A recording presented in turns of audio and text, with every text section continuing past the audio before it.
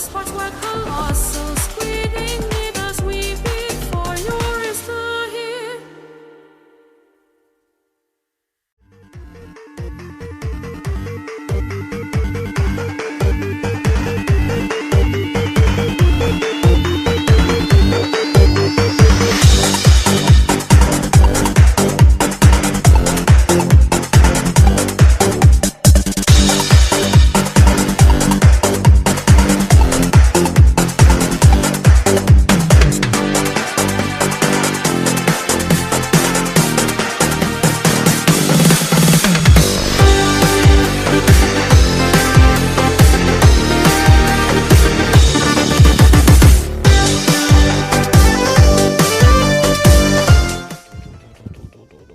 Lower the music. Okay, what's up, everybody? This is Sports Goofs number 172. It's me, Francisco. I'm joined by my good buddy Charles here. And, well, Charles, this is basically, I labeled this. What did I label this? I forgot what I labeled this. Let me go on Twitter. That's where I can see the label. Yeah, the Boston Funeral Watch Party. That's what I called it. Today is a celebration of death and a celebration of life as well. This is the good times, Charles. The good times are happening right now in South Florida sports in particular. You of course align yourself to the Miami Heat, right? Mm-hmm. The things I got the Heat and the Panthers, and it's been great the last few weeks. We got the Bruins being absolutely demoralized. Because their historic season came to a abrupt end in the worst way possible. And now the Boston Celtics, who, and I made sure to put this on the big board there, Charles. I had the Yankees game going on in the background before I switched to the Heat game. Yeah, no cold job in this time, but it's worth. Yeah, it's worth what could possibly happen tonight. There's a squirrel at the Yankees game. Yeah, and these guys are freaking out about it. Yeah. And the squirrel is hanging on to the top of the wall, and it is dropping. That's sheesh. That's a high wall. We should do ad-lib voice. What the fuck is this shit? And Garrett Cole gets out right there. Yeah, so there we go. Yeah, there's no cold job. It's 3-0 right now. So. Look, it is worth the sacrifice of what is possibly coming. That's all I'm saying. Okay, I'm willing to take that. Baltimore's looking good so far this season. Yeah, like, if I can say so, not to deviate to baseball, but we are a sports show, and sometimes we have to forget that we're not basketball or hockey and wrestling. Baseball really falls under the radar of our stuff until it hits about July or August, but Rays are what I kind of told you guys were, just a hot team in that first part, because now they're falling pretty quickly. They're normalizing, I would think. They're normalizing is a very good word. Yeah. Still don't know half those players. It's not Wander Franco and homeboy Randy Rosena, and that's sometimes what comes of it all. And we always bring it up because the AL East, I almost said AEW. The AL East is the true competitive nature where something comes of it. Best division in baseball. Yeah, best division in baseball, and then all of a sudden comes, the Dodgers just be like, we're still the best team in baseball because they've been looking good too. Yeah. It's just one of those things, but I'm getting excited for it. People are coming back healthy, and what I would encourage everybody Aaron is Hicks that is gone. Aaron Hicks is gone. Can we do this? Because we're talking about memorializing and stuff like that. He's gonna play golf, so he's good. Yeah. Well, it was a very hard sell anywhere he went. Oh, he just gave up a home run. Yeah, it's not his night. It's somebody else's night. It's another guy's night for me, of someone who I'm very supportive of. I would hope. But as I tell people, most importantly, as I try to fuse these things, I'm playing Zelda in the background, kids. If you guys are listening, and this one's not going to be doing stories now. Now I'm just going to do some weird things. But almost lost my train of thought. With Aaron Hicks signed to a 7-year, $70 million contract, he was basically the concerns I had about getting homeboy, who's now over with the Nets, Gary Sanchez, where they might have statistically one good season and then you get very desperate about what is available to you, and the ability and concern that somebody else is going to go for that person. And he was often injured, very often injured, ineffective, inefficient. I believe when he was dropped, he was at like 199 of a batting average. And I I'm know, gonna look this up while you talk. by all means, and I know that sometimes you'll hear me say I don't care about the analytics in certain sports. Not true of baseball. Francisco can tell you that. Andrew can tell you that. That's one of the only few analytics I'm big on for slugging, on base percentage, and OPS, which is the combo. And he was just bottom out category. He was hitting. He was a negative 0.6 WAR. Very not well. A nice number of at bats, 69, but not very nice numbers overall. 188 batting average, only a single home run, 13 hits, and let's see, OPS of where was he? Okay, OPS plus of 47, which is not good. 261 slugging, 263 on base percentage. Woof. Yeah, like if the 263 was a batting average, perfect. But that's when you look at the and to educate, I guess. I mean, he's 33, so he really peaked. But he still had like 3 years remaining. 29, I think. He peaked in like 2017, 18, and 19. Yeah, so that's around the age group. But he was also hurt His prime, a lot coming into it. Well, if we call that. Yeah, he only had one.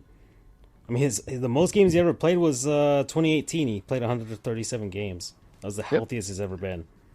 And as I kind of tell everybody, I'm not one to ever really be fully disrespectful. I've grown past that age. I think we all do. And whenever my teams do bad, I always say, fire this person, trade this person. He was always there. But baseball's hard to get rid of somebody because once you designate for assignment, you're hoping someone picks them up. And then, you can always try to option. They can refuse, but it doesn't get you where you want to be. But now he's gone. And now we're just going to see where the hodgepodge of guys that we have in there can get us there, kind of maybe get healthy at the right time. It could be a scary Yankees team, but we're never going to know for sure why, because everybody's still too injured. Like Carlos Rodon still has not suited up yet. And that's sometimes what, Francisco, the cost of doing business. And sometimes when you go for the big contracts, the intention is not for now, but for later. And that's essentially what we're looking at is later. And fine, so be it. Besides that, I really got nothing else to watch on baseball. My nephew. Only update for me from the Marlins is they're at Coors. They lost yesterday. They suck at getting runners in scoring position to bringing runners in scoring position, and starting pitching has not been. I mean, I know they were at Coors, but 5-3. That's all right, I guess, at Coors, but still, overall this season, I mean, Sandy hasn't been dominant this season at all, which is, I don't think it's concerning. Scary. I think it's just, I don't think it's that concerning. I think he's just, teams are kind of, he's the guy, so teams are prepping for him more than anything. It's just he has to make some adjustments, because he's probably had a couple good, good starts, like Vintage, Sandy, and then other ones, it just seems like teams are, more hyper-focused against him than anything else. Is Schumacher having him go 8 deep like Mattingly did, or are they being restrictive towards it? No, he's letting him go. In fact, he let him go one game, and Sandy couldn't hold it, so that, he got pissed off and everything like that himself for doing that. Not Schumacher, but Sandy.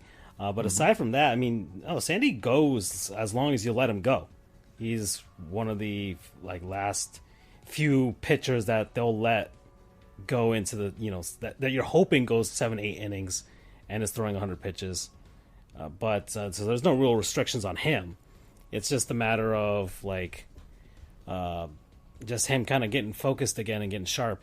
So I don't know, it's just post Cy Young, kind of like you just it's a draw right now. Yeah, it's a bit of a draw. He'll get back to it. Don't worry. The weather will warm up. The ball won't fly as much. It'll get better for him. He's the ace of the club by every stretch of the imagination, and yeah, I mean, Schumacher's first season as a Marlins manager so far. I mean, they're 500. This is better than honestly. A lot of Marlins fans kind of talk about if you if you had to ask me before the season, it's like, hey, they're 48 games in and they're 500. What do you think? I'm like, I'll take it. It's better than I thought they would be. So that's pretty much it for me as far as the baseball front. Things are happening. The Marlins had been doing all right, but it just seems like the Braves always keep winning. The Mets have been a joke, which is fun. So that's always cool. And then, but the National League's kind of is pretty crowded. There's no standout teams aside from like the Dodgers who've kind of gotten hot already. So they're asserting their dominance right now. The death of the Padres is interesting. Oh, that's fun. If we can talk about the that for a Padres. second. Yeah, and it's too early for me to even hate them because for those who've been listening the last 2 years and want the refresher, despite I support the team that likes to do this, I have a grand distaste of kind of going with we're just going to kind of buy this team by collective players doing everything, Oof. right? I know it's hypocritical. We do it, but the idea is that not a lot of teams tend to do it well to begin with, and the Padres were already like, we got to give Machado his due, and we have. You know, I can say that we have kind of quit that trash talking that we had about him effectively. Oh, the Mets won 5 games in a row. What am I? I didn't realize. I mean, they were a joke like last week, so that was the... Yeah. Well, that's baseball, is it not? Yeah. I mean, they're gonna get healthy. I mean, they'll get some guys back. Their starting pitcher will get better, which is what it's looking like. And I don't even know who effectively is their starting pitcher. I mean, off the top of my head, there's a couple. The Mets? No, I'm talking about the Padres. Oh, okay, now I was just talking about the Mets for a dive. But yeah, the Padres. I mean, you got Yu Darvish, you got frickin' Musgrove, you've got they don't have Blake Snell anymore, right? Yeah, Blake Snell. He got injured, right? I think that was the thing. Or I mean, he's sucked since he got there. That was another one of those Rays good trades where they just kind of get rid of guys right when they're just past their usefulness. Hold on, Blake Snell. I'm gonna look that up because I think didn't the Rays get him back after. No. Hold on. I don't know. Blake Snell won a Cy Young. Remember, he got pulled in Game 6 of the World Series when he was and pitching they traded a him. gem, and then he goes off to San Diego and he's 1-6 this season. He's got a 5.4 ERA. But he's still with the Padres, though. Yeah, he's still with the Padres. Oh, okay. He's 30. Like I thought they pulled a Aroldis Chapman on them. I don't know why. Well, Chapman's about to get. I mean, he's going to be like massive trade target. He's been fantastic this season for Kansas City. He got his velocity back. Yeah, I'm not saying why PEDs, but I'm just saying that's PEDs. Look, time and a place. I enjoyed Chapman when he was there. No bones about it. But I don't miss him. We're rotating a lot of guys right now, but it's part of the game. I'm just saying he's going to be a high commodity come to trade deadline. The Royals then Boston will try to sign him awful. For whatever reason. They're going to get a ton of prospects from him. So fantastic deal by Kansas City. Just letting Does them. It bother you that Zach Greinke's there still? That's where he decided to die. Well, Zach. If you've seen the videos on YouTube, Zach Greinke's a weird guy.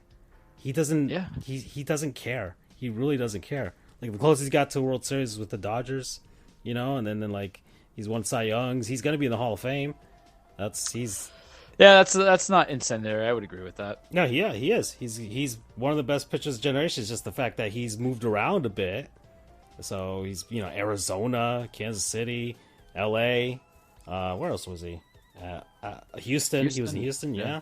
That was the closest he got to a World Series. He lost to the Nationals, and then he goes back to KC, which as kind of like a farewell thing, and he's just having the time of his life. Really, that's all he cares about. He just wants to mow lawns and and just do weird stuff and be a weird guy. And just be chill. It is a nice kind of feel good story where you can have guys just kind of want to go back to where they started out. Yeah, I mean Andrew McCutchen back in Pittsburgh, and the Pirates are doing all right a little bit so far this season. I think they're kind of falling back to earth as well, which happens. Yeah, and the Cardinals are starting to heat back up again. I think they'll be back to 500 with like by the end of this month, and they'll be back in that race. And then, I mean, the American League Central is awful. That's the worst division. Awful. That's the worst division. Like the Twins. It seemed the Twins spent a ton of money to try and win that division by default. I don't think they're ever going to do it because they're like the Tigers are like 2.5 games behind them. Would you hate to be all that money that you spent with Carlos Correa just to be barely above 500? Yeah, and he's been awful this season. Yeah, because because there's no trash cans, man.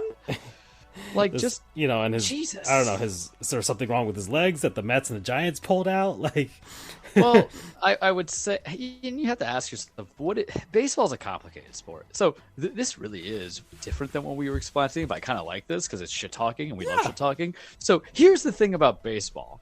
How does an injury fully affect your ability to either A, hit the ball on time, or B, field? Because there's some injuries that don't require you to really have to be in the outfield. That's kind of, to a degree, what the designated hitter position can be, or pinch hitting can be, right? So you have some opportunities, is the word I'll say, to kind of still get your selectiveness there.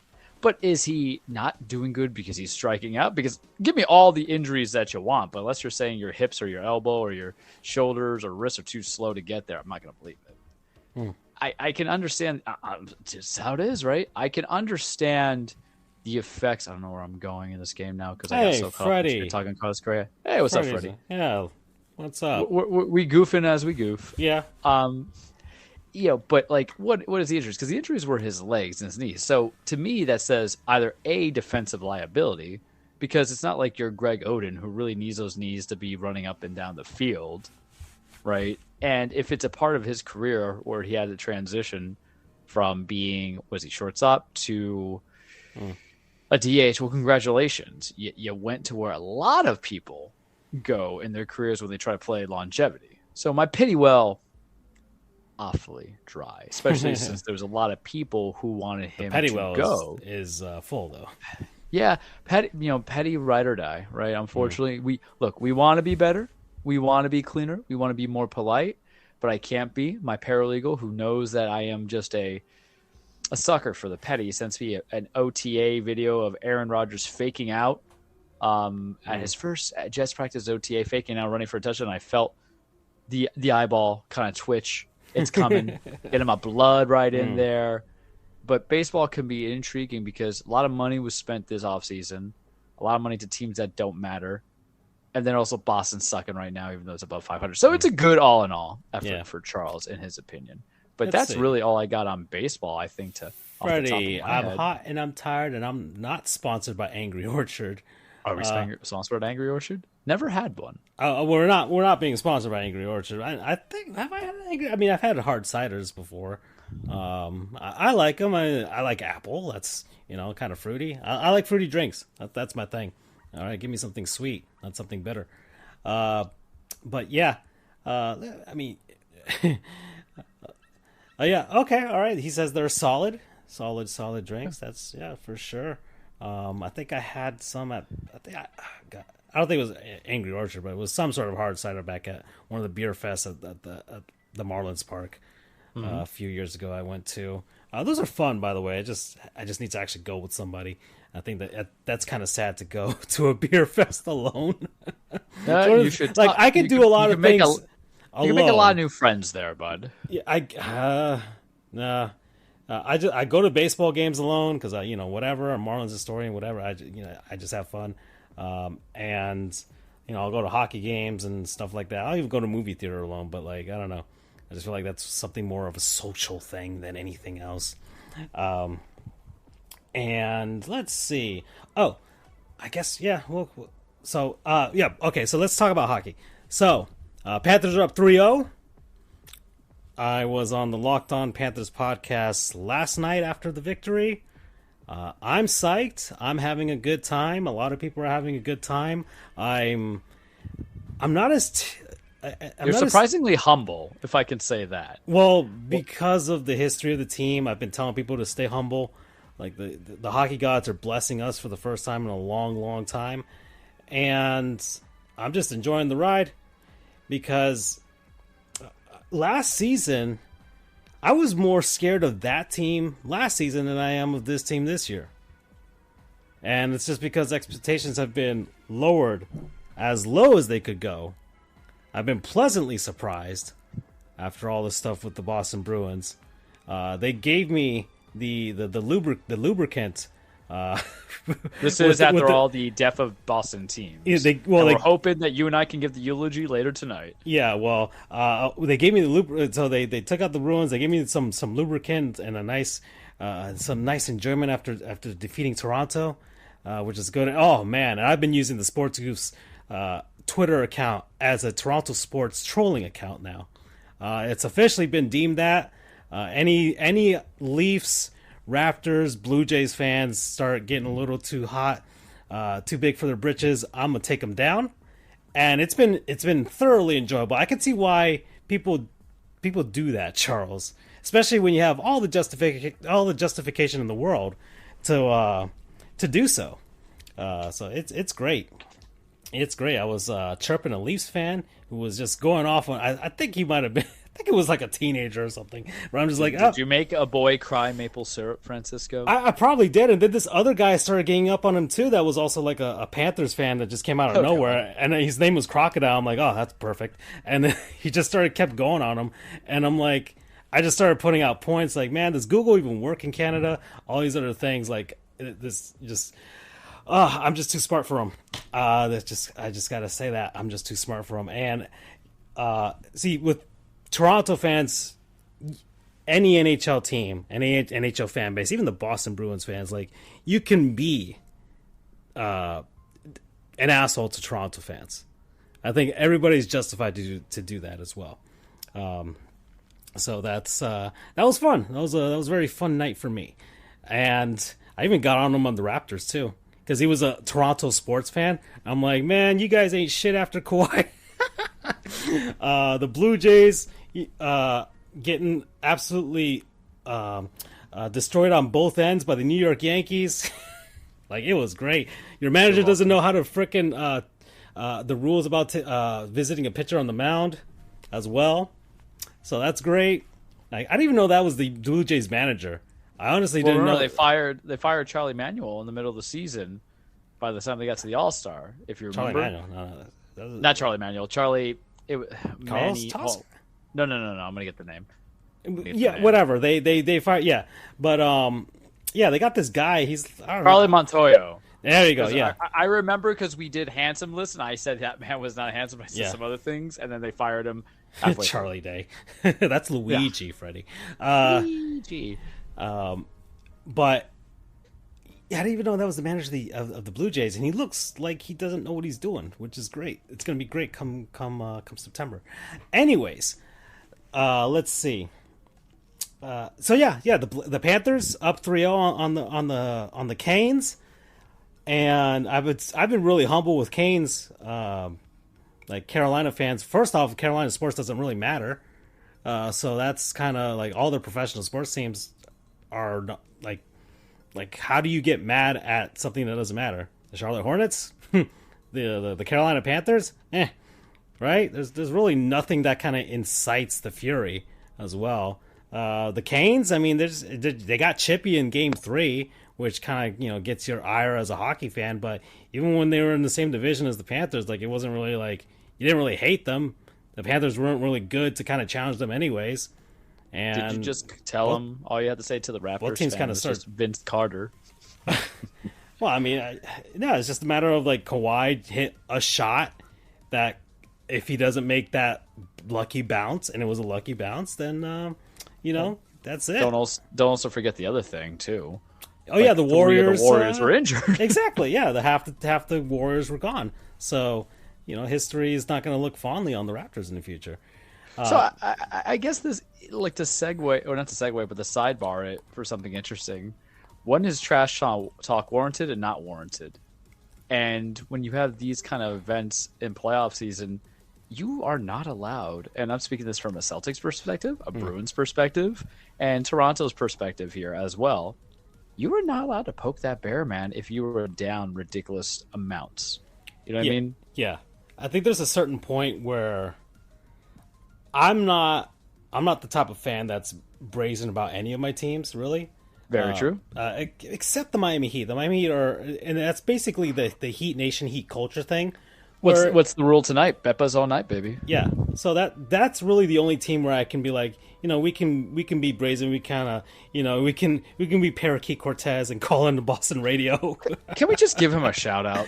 Follow Dan yeah. Levitar, or Parakeet Cortez. Yeah. Follow us on the Twitter Charles. Mike Ryan Ruiz, all those guys. Yeah, they follow me. That's great. I'm happy about that. They are just a good time, man. Yeah. So that's cool, and Dan's a real one as well. So Dan's a straight up real one.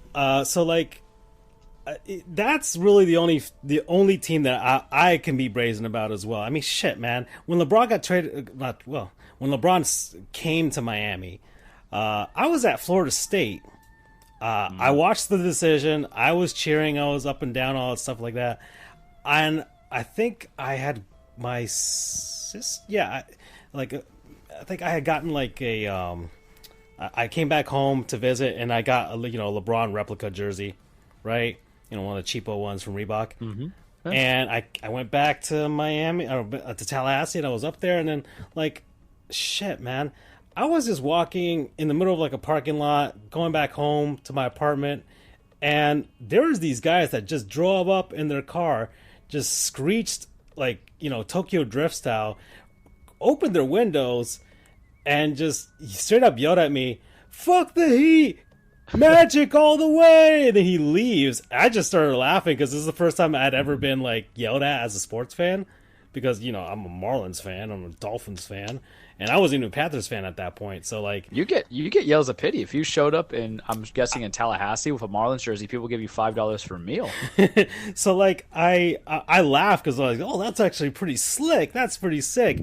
But I mean, just the bravado of being a Magic fan and yelling that is pretty amazing, because that's a sadness that Andrew famously supports the Magic, and I'm putting that in quotation marks. Supports the Magic. We're not attacking Andrew, and he's Mr. Orlando. You know, we're attacking the Orlando fan base with this comment that I'm right about to make, if I may. Oh boy, you talk about a franchise that the Magic. I'm gonna curse the Magic that dick ride so hard that they had Hall of Fame players. It would be the Magic fan base. One of them being Shaq, who left you. One of them being Dwight Howard, who left you. So the dick riding was hardcore. And look, you are talking about two arguably of the best defensive players I have seen in the modern growing up, and then when I was a child. Right? Fair. Shaq was a little bit more offensive, but being a big at that time, circa 96 to 2004. Shaq was just a different specimen. Yeah, so, but Howard himself. Oh yeah. Even though he's playing in China, he's gonna be the best damn player in China, and I hope, because we've done the debate and you've done Taiwan, and you've done a small analysis about why he's a Hall of Famer. But that franchise, I don't know how you could say that when you just got LeBron, and then they also forgot our boy Chris Bosh. Yeah. So, let's see. Let's see, Freddie, as a Cubs fan, I would yell at someone for being a Marlins fan. I mean, would you, Freddie? Would you? I mean, the Marlins have owned the Cubs twice already in the playoffs, and I mean, honestly, I mean, I don't know if you could yell at us. I don't think you guys are justified for that, right? I mean, okay, fine, I mean, y'all are the ones that destroyed Steve Barton's life for about a decade and a half, so that's great. But I don't know if we're yellable. I mean, we haven't really been relevant to be kind of yellable about. We just kind of. I don't think I ever yelled at you guys for 2003, and we lost to y'all. Oh, you regret 2003 because you're like, that's one of the ones that got away. Yeah, pretty much. It's not even a you thing. Marlins is kind of a likable franchise. It's the most neutral. It's neutral. I personally did nothing wrong. Okay, Freddie. As far as the Steve Bartman thing. A high next. Yeah. I found a high next sleeping. We're playing Zelda. Oh, those are the easiest ones to kill. I love killing those guys. Yeah, I just like their stuff, because now I have 80 arrows. I'm not stuck when the first 10 hours of this game, you only have 5 to 10 hours or 10 arrows for whatever reason. Yeah, we got goldfish brain right now with this. We're just all over the place. It's pretty sequenced, though. It's actually talking about sports, which surprises me. But anywho, trash talking, back to the purposes of it, I guess. allowable. Yeah, I mean, if you defeat a team in a playoff series, definitely allowable. Afterwards, that's great. I don't like putting myself out there. I don't like being a target of freezing cold takes. Like that's what I would try to avoid. And I know which teams, my teams, like you can chirp certain franchises. As a Yankees fan, you can pretty much chirp every franchise.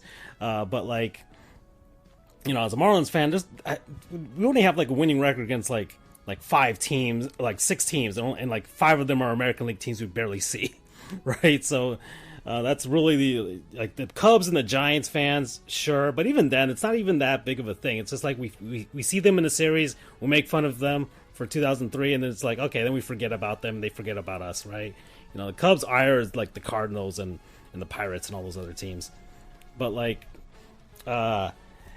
yeah, football is always fun. Football is a great thing. College football, I guess. But even then, as a college football, like, I don't, as a Seminoles fan, I'm just like, But anyways, what was I talking about? I was talking about hockey. Yeah. Panthers are up 3-0, and it's all been 1-goal games, which it's just been Sergei Bobrovsky hanging on for dear life.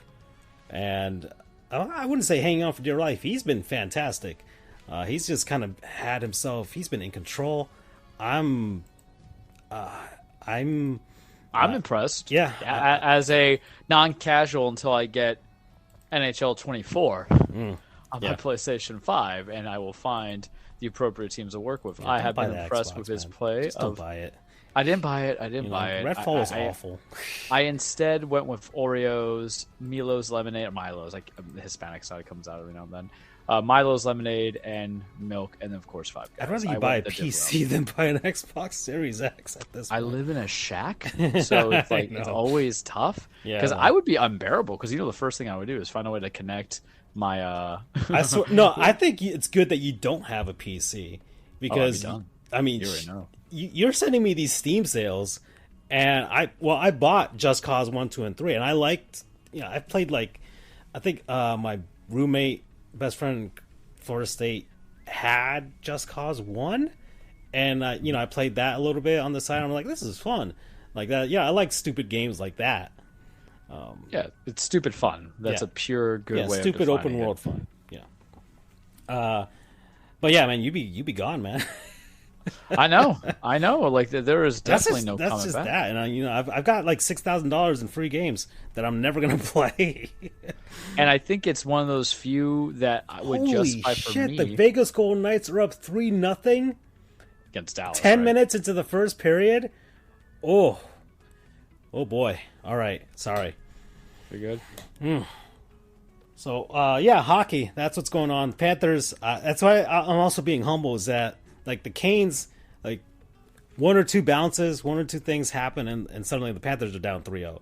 So it's been a close series. Yesterday, I'm hoping that the Panthers kind of broke them spiritually, but that's kind of hard to do to a hockey team because there have been 3-0 deficits that have been overcome, whatever you want to say, in hockey. It's happened before, and I think the LA Kings did it. I think most recently, or at least the LA Kings did it to eventually win a Stanley Cup. So that's overcome. There, thank you, Freddie. I'm a lawyer, by the way. I don't know how to use words, and I got the Heat game on. By the way, it's already started. So it's. Oh damn, that's right. It's 8:38. Yeah, I gotta kill this Hynix, and then we will get there. Yeah, I mean, I have it on the side here on my, and I have it on the screen to the side for us.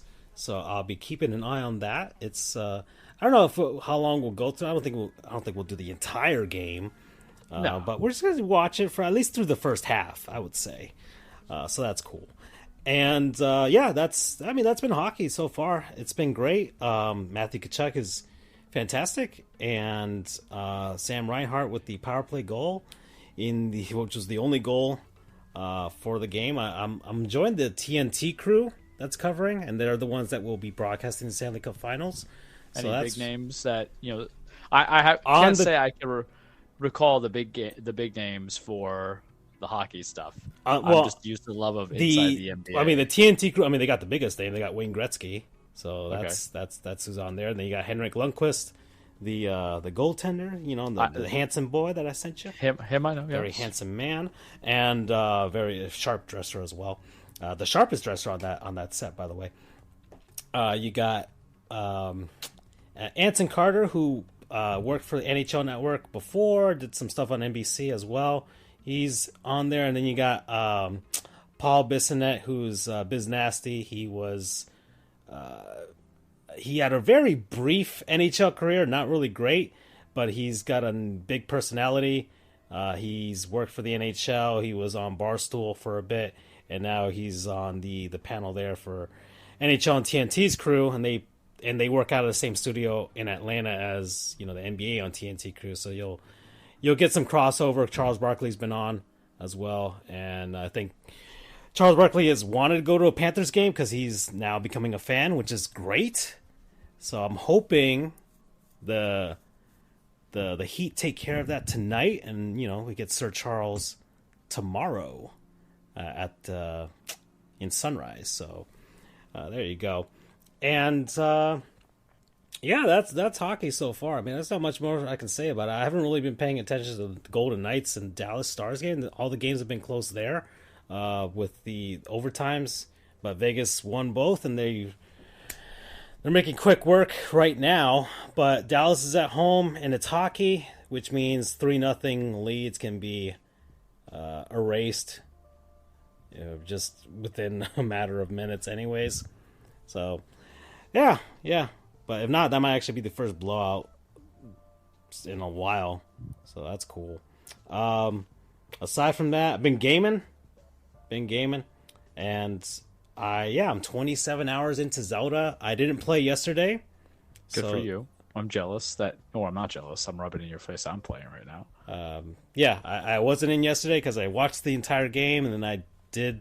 I had to, do actual research and actual freaking sports. I don't know, sports journalism, but sports analysis. And then we did a podcast, and then it was midnight by that point. I'm just like, I'm not gonna, because I've been streaming Zelda, which is fun. It's cool, and I haven't really been playing on the side aside from when I went to my parents' house. So I will continue that. I forgot where I left off, but I've been exploring the chasms, and I'm at the Gerudo Temple right now. Okay. So I'm there, and I'm going to try and deal with them over there. I don't know if you've gotten to the desert yet. No, the Rito Village was the first place I led to, and it was just by default that I was just following up something. Yeah. This game does not implore you to follow. You can literally, once it opens up after those first 3 hours, they give you suggestions, but you don't have to do it. Yeah, and my whole thing was here I was thinking I was going to progress the story, but I really do want to get my shrines up because Link a bitch. George Spornalism, and I haven't had the chance to really get any armor yet. I think they'll come within another 10-15 hours of the game. I don't really. I finally started getting different clothes finally. So yeah, I don't have the default stuff anymore. I did find some, I did explore some caves that gave me some interesting buffers. You want me to give with you a some tip? of my attire? Sure. If you go to the castle, if you find a way to get onto the castle, which means you have to get to one of the sky towers, and that's closest to it, and then just shoot yourself up, or find one of those dropping blocks that come down, those dropping platforms, and try and get yourself up there. Yeah. But there's a shrine there. If you get to the shrine where you can save there and fast travel, and then you go inside the castle, there aren't really there are no enemies. There's no enemy. Well, there's some enemies, but there's once you climb the wall and get past them, there's nothing inside. So if you go to the throne room, there's nobody there, and there's 2 torches. Set them on fire. It'll open up, and inside is the champion's tunic. Interesting. So right off the bat, huh? You can get that back. Which is you get better attack power. It's actually has more defense, which is great. And it's Link, right? Needs the blue stuff. Yeah. Whereas for me, I was just riding along on the horse, running to travelers who told me about possible armors that could be found and everything. And I found one rubber suit that was good for electric shock, which was interesting. Doesn't work, but still. And then one another one that allowed, like, it was just weird. I have like the rubber suit, and then I found the warmth greaves for the pants, so you can help with the cold. And another one was just an armor or a top that, in very, very cold conditions, which is perfect where I'm at Rito Village, it can create like a frostbite without having to be, doing a mod for the frost emissions of a weapon. So I can freeze enemies without having to use any Zoan art technology. So it's just like a little bit of a cool edge. All right. Yeah, I haven't really figured out all the stuff with like the charger. I think I need to go back up to the Skyworld to get better batteries. Yeah, so, that's what they have to do. That, or you have to find the Zoan machines. We are not smart people, by the way. I've sent you a couple of Twitter stuff. I've been kind of experimenting with some of the stuff that's around now, and just trying to traverse. But I've either screwed it up. I'm just like, I'm gonna make a rocket, and then like the whole thing falls apart. Yeah, and I just fall to my doom. I'm very weapon based with it. Like, I made a rocket spear, so if there's something that I know is beyond my capacity, I just like make that and I just toss it, because the weapons being tossed for some reason do stronger damage and better damage. Yeah. Than just hitting them. My horse act like? Then just hitting them. So I was like, screw it. Like, I'm at that point now where my weaponry can be in the 20s. Which is fine, even if I don't fuse them. Usually if you just kill like the moblins or whatever, that will help you, or boblins. But I'm also lazy. And I do understand where this game requires me to get to that point. And we're just not there yet. I'm really just kind of saying, hey, I'm going to take my time, my way with it. Because I feel, you heard me complain about it. It feels cheap for me to just do, I can't live this game and enjoy this game fully if I'm just doing an hour and a half. Yeah. Right. Of each time. So you do need more, truthfully. The show today gives me ample time to just screw around. I'm with the Lucky Clover Gazette. So I'm just going to stables and getting information, which is leading to like side stories. And the side stories actually have my interest. The two things that I've noticed from this game, now is the gaming portion of us, the two things I've noticed from this game that I thoroughly enjoy more than Breath of the Wild, I want to do the shrines without looking at a guide. Right. Any way I can. And I actually enjoy doing the side missions that aren't a waste of my time, per se. I've done, I think, only 2 of the shrines where I actually had to look up a YouTube tutorial to be like, okay, how do I figure this out? And one of them was because I hadn't gotten the glider yet. So they're like, okay, there's a way to do it without it. I'm like, cool. The Shrine of the Silver Monkey. Is that a Legends of Trouble reference? Is that what it is? I don't know. But so I did that, and then the other thing I noticed, like this game, like the NPCs are okay. I remember some stuff. Like the NPCs are like they're better in this game. Yes, they're better. Like there's more life to the world, which I guess makes sense. One, because like it's been years, so they can kind of flesh out the actual characters now. And it makes sense for the world. Like, okay, everything's kind of sort of recovering from the calamity. And, there's a civilization. Like, the towns are bigger as well, which I've noticed. There's more houses, there's more people, there's more all that stuff. So it's more dynamic. And now there's like there's like an actual day and night schedule compared to like almost like Majora's Mask, where only certain things happen at night or midday. Like, you have to actually be aware of what time it is for certain side quests. So that's, or maybe even main quests. No, the main quest not really, but like the side quest for sure. You actually have to pay attention to what time it is to kind of to complete them. So it does feel a little bit like Majora's Mask. So that's the game's more fleshed out. They could finally focus on all that, and these are like the ideas that they had for the first one. They just couldn't do it on time, or the Wii U couldn't handle it. So that's why we're getting this. But my only gripe so far is like this is the last year of the Switch. Yeah. Frame rate's the big concern. I mean, look, this game looks beautiful because it was built for the Switch. Yeah, it's the performance of having everything in that background. The critique is not graphics. I think that's what everybody goes to. And guys, we're not in 2005 anymore. Sure. We're not in 2005. The gripe is about, can you have all this imagery without sputtering? Yeah, and chugging. and pop-ins And I've and noticed pop-outs. it. I've noticed it way more. Yeah. Especially, it's so weird. It's in its combat, and a part of the combat I would not expect, which is when he's trying to do his fueled up spin. Oh, okay. Okay. That's when I've noticed. I'm like, but you were kind of okay with it. I've noticed it with just like a few enemies on the screen as well, or you're in a portion of like the world where there's just a bunch of stuff around, and it'll start slowing down or hicking up with the frame rates. I'm just like, I don't know. It's and we're spoiled. Like Nintendo's main games usually don't do that. Yeah. Even like towards the end of like the Wii, like Skyward Sword ran beautifully for like that system, right? It was still 60 FPS and stuff like that, but this it's chugging at parts. It's chugging at parts. Yeah. So I love Nintendo. I love the Switch. I love this game, but yeah, this is the last year of the Switch. Like next year's got to be when they release the new one. We've waited long enough. They've made enough money. They've sold enough of the systems. It'll last like 2 more years after the new one comes out, right? We'll get those cross-platform games and stuff like that. But like, we'll probably get like one more Pokemon game or something like that. But like, it's always Pokemon. Yeah, there's always one more Pokemon game before it makes the jump over to the next one. But like, yeah, we're done with this one. We're not. I can't see another Mario game.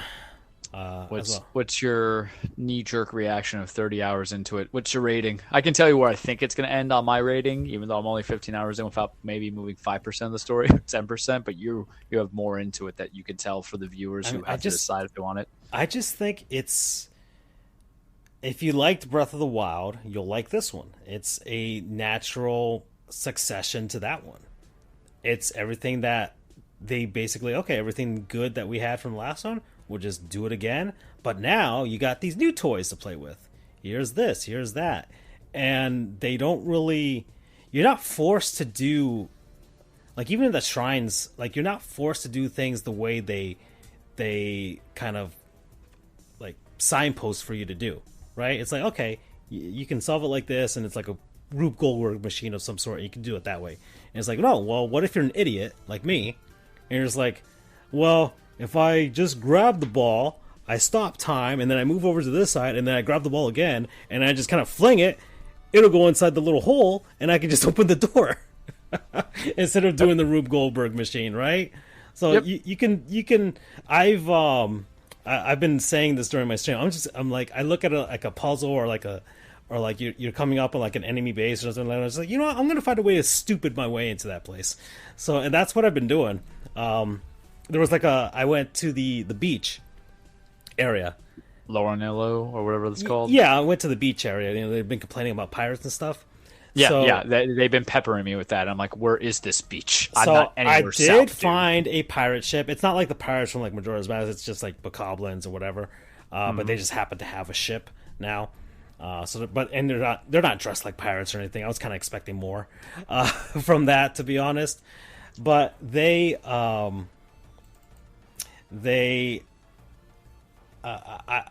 saw the ship, and it was completely. I didn't plan on seeing this ship. I was just on a river. I constructed a boat, and I was having a hard time trying to steer it because I didn't have anything to steer the boat with. And I'm just at the whims of this river, and it just happened to come upon this ship, and I just kind of jumped up. I climbed up the wall to the side. The pirates didn't see me, and I don't know if you've done one of the side quests where you like you get one at the beginning where you see this army general, and he's got a bunch of dudes with them, and you got to help him fight off like a base of enemies. Yeah, I know the monster forces. I did that. Yeah, that one. Yeah. I haven't joined up with him yet. Okay, so there's one. I mean, you get one early at the first area next to the first tower. So you're like the way you were supposed to do that mission that I did with the pirates was there were a bunch of them right there just waiting to storm that ship, and then you go help them take out the pirates on the ship.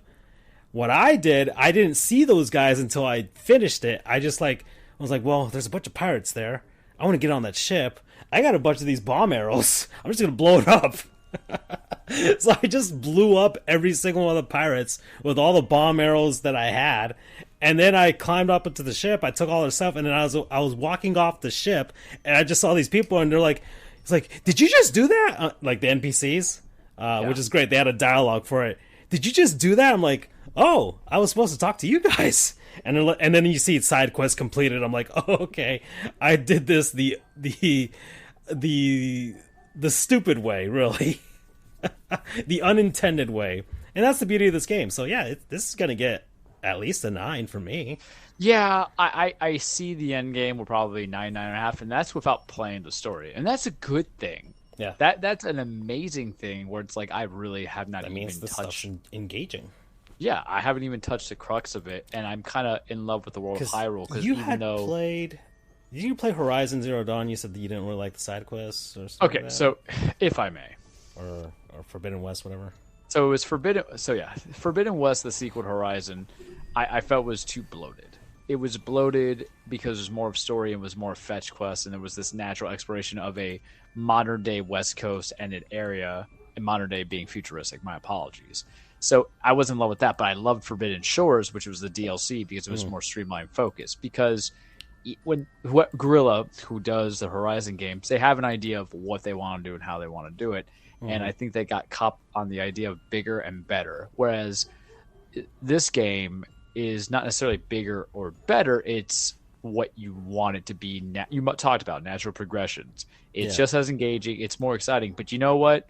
I'm going to tell you this now. Maybe you'll agree, maybe you don't agree. It doesn't feel arbitrary. It was arbitrary for you to play Breath of the Wild and the way that it was constructed. You got to go find we talk about the ability to go and do it your way, but at the end of the day, you just got to find Zelda. You got to go and get the 4 divine beasts. You got to go and somehow stop climbing the gap. Here, they're just like, oh, you can go fucking, do something if you want with XYZ. You can go to Rito Village, you go to Gorons, you can go to that stuff.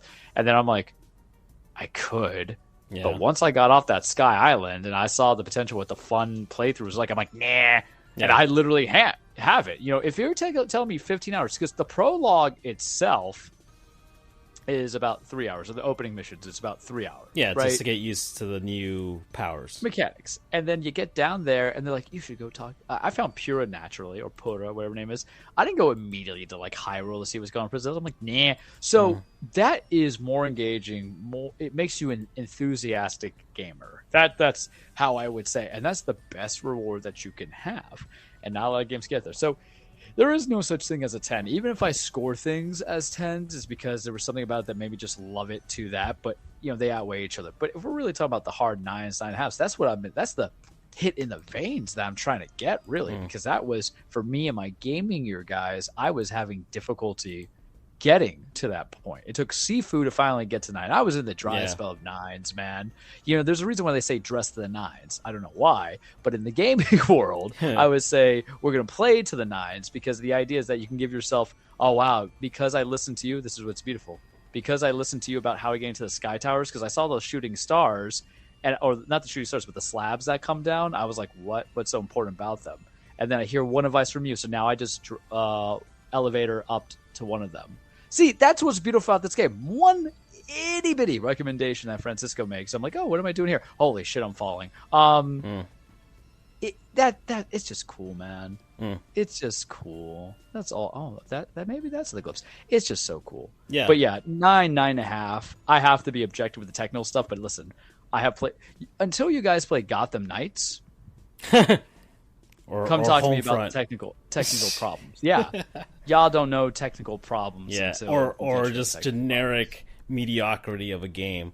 There was nothing mechanically bad about Homefront at all.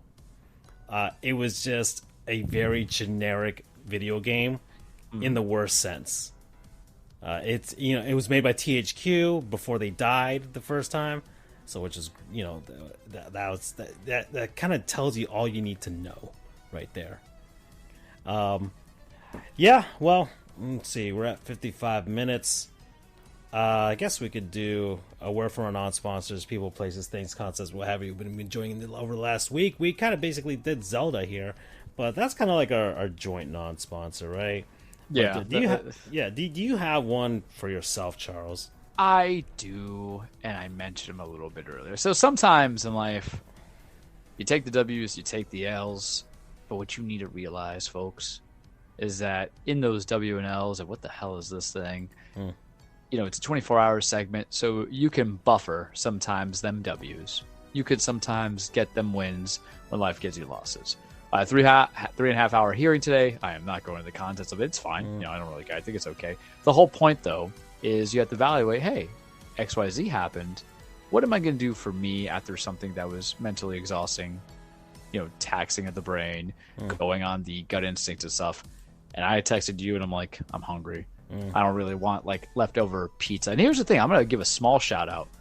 Kids, go get the storefront pizzas, or store-made pizzas. They're not that bad. I'll tell you that right now. Whether it's Aldi's or Publix, the Publix brands. Okay, yeah. They're fine. They're not non-sponsors, but they'll save you more money. We want you guys to save money.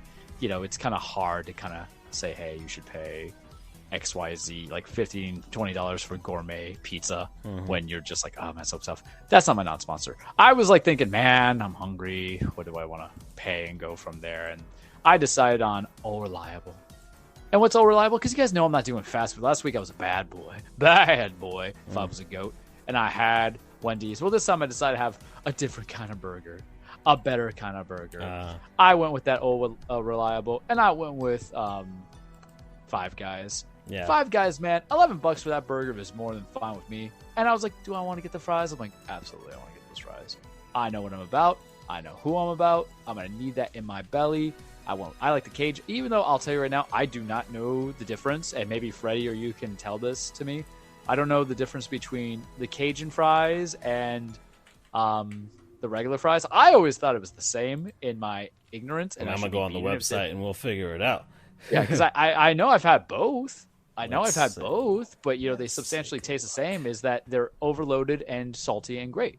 I know the Cajun fries have a little bit of the spice to it. Let's see. So we got Five Guys style. This is how they describe it. All right. Yeah.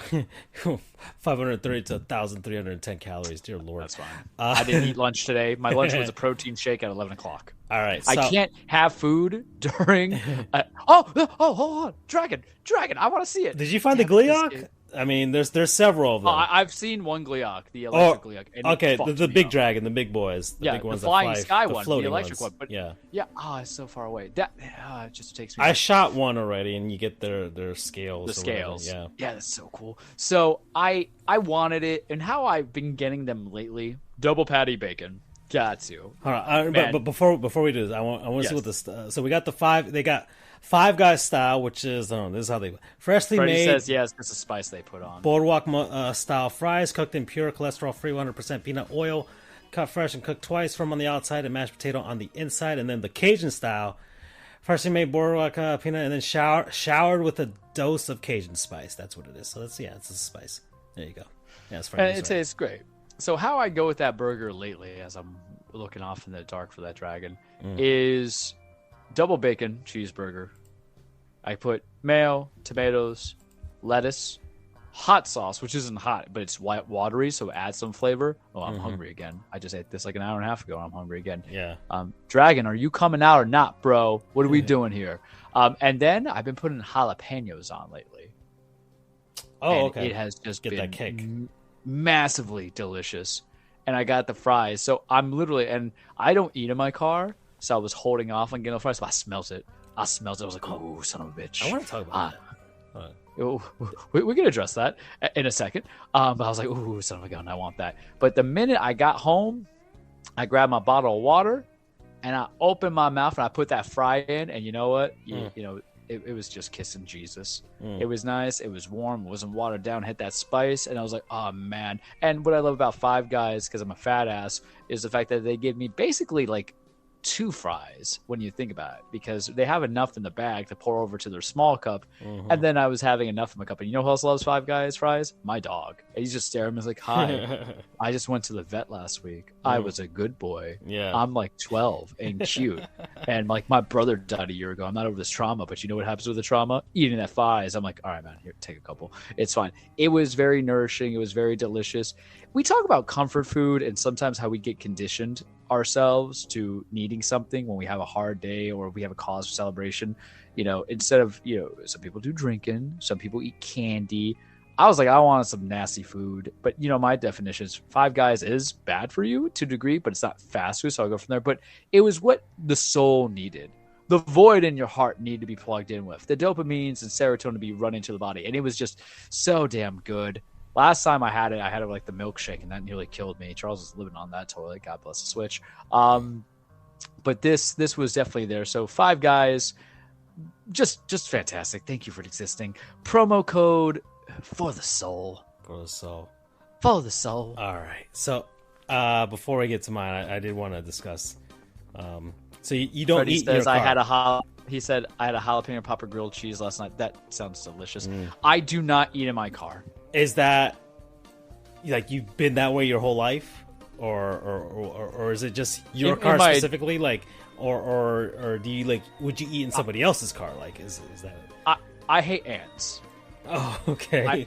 That's really that's how like I'm Archer. going to the front. That's how you pretty get much. ants. Yeah. Well, is he wrong? I don't like things that are creepy, crawly, in my ish coming into it. Not that my car is relatively clean, but part of that is even when it's seasoned, because if you park your car under a tree, and I have trees that are near the carport, sometimes they do come in where you're at and everything, and the moisture. I am an easily distracted driver. I will not confirm or deny if I text or drive. You guys should be so lucky I don't do fantasy football anymore, because there might have been many things that would cause every concerned human being who cares about me like, what are you doing? I'm trying to make trade offers as you're driving. I'm like, man, I'm stuck in Miami traffic. Leave me the hell alone. I won't even like have a drink in my car. I'll have water, but I'm talking about like a fountain soda because I also hate a mess. Like if I spill, I have this like unyielding concern that I'm going to have something. And like, if I had soda, that'll just burst open because someone stops way too early when they shouldn't. And I have to kind of survive. Right. And then there's just soda everywhere and I have to clean up. And then it costs more money for the interior design. And then like eating in the car, I might have a French fry. I'm not going to lie to you and say that it doesn't cross my mind. It's a French fry. Who's going to say no? But I don't go kind of like past that. And I understand that there are people who eat in the car. And there's times where I made special exceptions. If I'm coming back from a road trip. Oh, what the hell? What the hell is this? Sorry, I got distracted by, like, I thought I was going to go attack some moblins. And then there are fortresses on the back of a talus. That's cool. Yeah. I'm going to fuck you guys up with bombs. I've had that. Yep. That's a cool surprise. But for your sake, it's just not in my nature. What is your position on it? I'll eat inside the car. Doesn't matter to me. Yeah, like, I kind of you're a heathen. Yeah, right. Of course, man. Sheesh. I've eaten the pub subs and all that stuff. Like I've found ways. I hate driving. I understand that you can't just sit and eat in certain restaurants. I get that. Not everybody has the time. I understand. 100%. Yeah, and part of it, is also like I eat lunch and I'm eating lunch in my car because like immediately once I'm done, like turn on the car, I head back to the office. Like that's what I'm doing. That's how things are going. But like, I think Freddie. Damn, Freddie, that looks good. To the Discord. He sent the image of the grilled cheese jalapeno popper. The man understands what makes me happy. Indeed. High processed fats, spicy stuff. Sorry, Doc. I know I said certain things, but to quote the little meme, I lied. Yeah. I'm gonna click on this. Oh, that is tasty. That's my cup of tea. Tasty morsel. Got the tots and everything. Yeah. Yep. I'm good with eating and driving at the same time or what have you. Like it's just been a thing that I've done. Especially I don't really do it in the city in Miami, but like if I'm on like a road trip or something like that, a long trip, what have you, going to Orlando, when I went to Tallahassee, man, I made a thing of it. I enjoyed that sort of thing. By myself, got my, I had YouTube playing. I went down. I would stop by a Burger King. This is when my body could process food a lot better, and my metabolism was much better, and I was doing way better health wise. But like, go there, I would get the burgers, the fries, and a large strawberry shake. That's what I would do. That was the trip. That was like in the middle of the trip. I would just stop by and get that. So eating in the car has just kind of been a thing. Heck, even my family, like we would go to like a Wendy's or something, and we just start eating in the car. The fries and stuff like that. So it's not really a hard line rule for I mean, it's just the way I've been raised. I don't know if the rest of your family is that way, or that's just you in particular. They eat in the car. They eat in the car. Okay. My father's a forklift mechanic, man. Him and mama eat in the car. I think that's how we were raised too. All it's right. just me having the car, and I try not to be disrespectful for it. If they tell me, Freddie says they're speaking to rub it in. They tell me that if I want to eat in the car, that's fine. I don't know. It's not so much of a manners thing. It's just a pet peeve thing. I don't judge anybody who does it. I just know my OCD. Okay. Have you had people like in your car try to eat in your car, and you're one of those people that's like,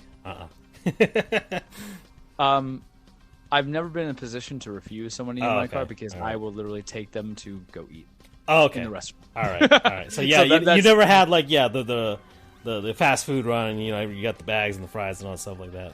Got to remember, I really cut that out a healthy amount, and then typically I'm just saying overall, like in your life, can I expand on this fun story? Go ahead, man. So there was a point like 5-6 years ago, I had my nephew from up north with me, and I took him like to the Celtics fan. No, not him. We disown him. Suck it, Antonio. I hope you lose tonight. You're disowned. I love your sister more. So listen. All fair, man. All fair. Don't bandwagon something that doesn't have any victories. I was never a Golden State fan. Bullshit. You gonna lie to me? I remember everything. He came in my mother's own birthday with Boston Celtics shirt. Your reaction was great. It's like you basically did the equivalent of what I do when I go and say, "Hold up, hold up here. What is this? We need to have a discussion because there's some ish going on that I don't agree with." But no, so the other one, because I have multiple nieces and nephews, but not really close with them. But with this one, they had come down. I think I took them like Sonics or something because, they just came from New York. So I was like, oh, hey, blah, blah, blah. And he's like, he wanted to fry my car. I'm like, such and such. Don't eat my car, man. Don't eat my car. That's what's up. Because listen, you're what is the age of your oldest niece or nephew? My nephew is 7. All right, I'm going to give you some information about that 7-year-old that if you haven't realized it yet, I'm about to tell you. Kids are fucking pigs, man. And you have to go militaristic sometimes with it. Okay. On the idea of like the food and stuff like that. I'm sure maybe yours are okay, but you'll be finding like the missed French fry, the ketchup packets, the sauces are slightly open. Did you put everything in the bag? Yeah, I put it in the bag. I don't like being lied to. All right. I don't like being lied to. I got trust issues. So I expect adults to lie to me. It's what I do for a living. People lie to you all the time. When a child lies to you, having chocolate smeared on the handle of your car. I don't know, man. If you stand for nothing in life, Francisco, you'll fall for everything. They'll let your nieces and nephews as they get older. I haven't really experienced like the really, and I don't really mind it too much. My car, I have to clean my car. Yep. Like outside, it's clean. I have the car wash with a subscription and all that stuff. But like inside, I need to grab the portable vacuum and give it a once over there.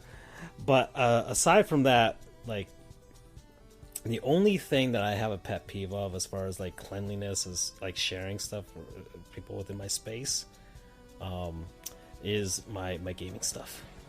Because I've had the cousins back when I was younger.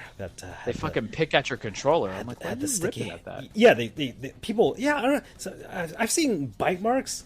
I've seen like that, and they're not from a dog. No, they're from kids. I've had like I've gone over to cousin's house and just like, why is this sticky? What? Like it's so. Because like gaming's precious to me. Yeah. I've been to cousins' house that were just like they had like their discs flung on the floor. I'm just like, these things are like $50.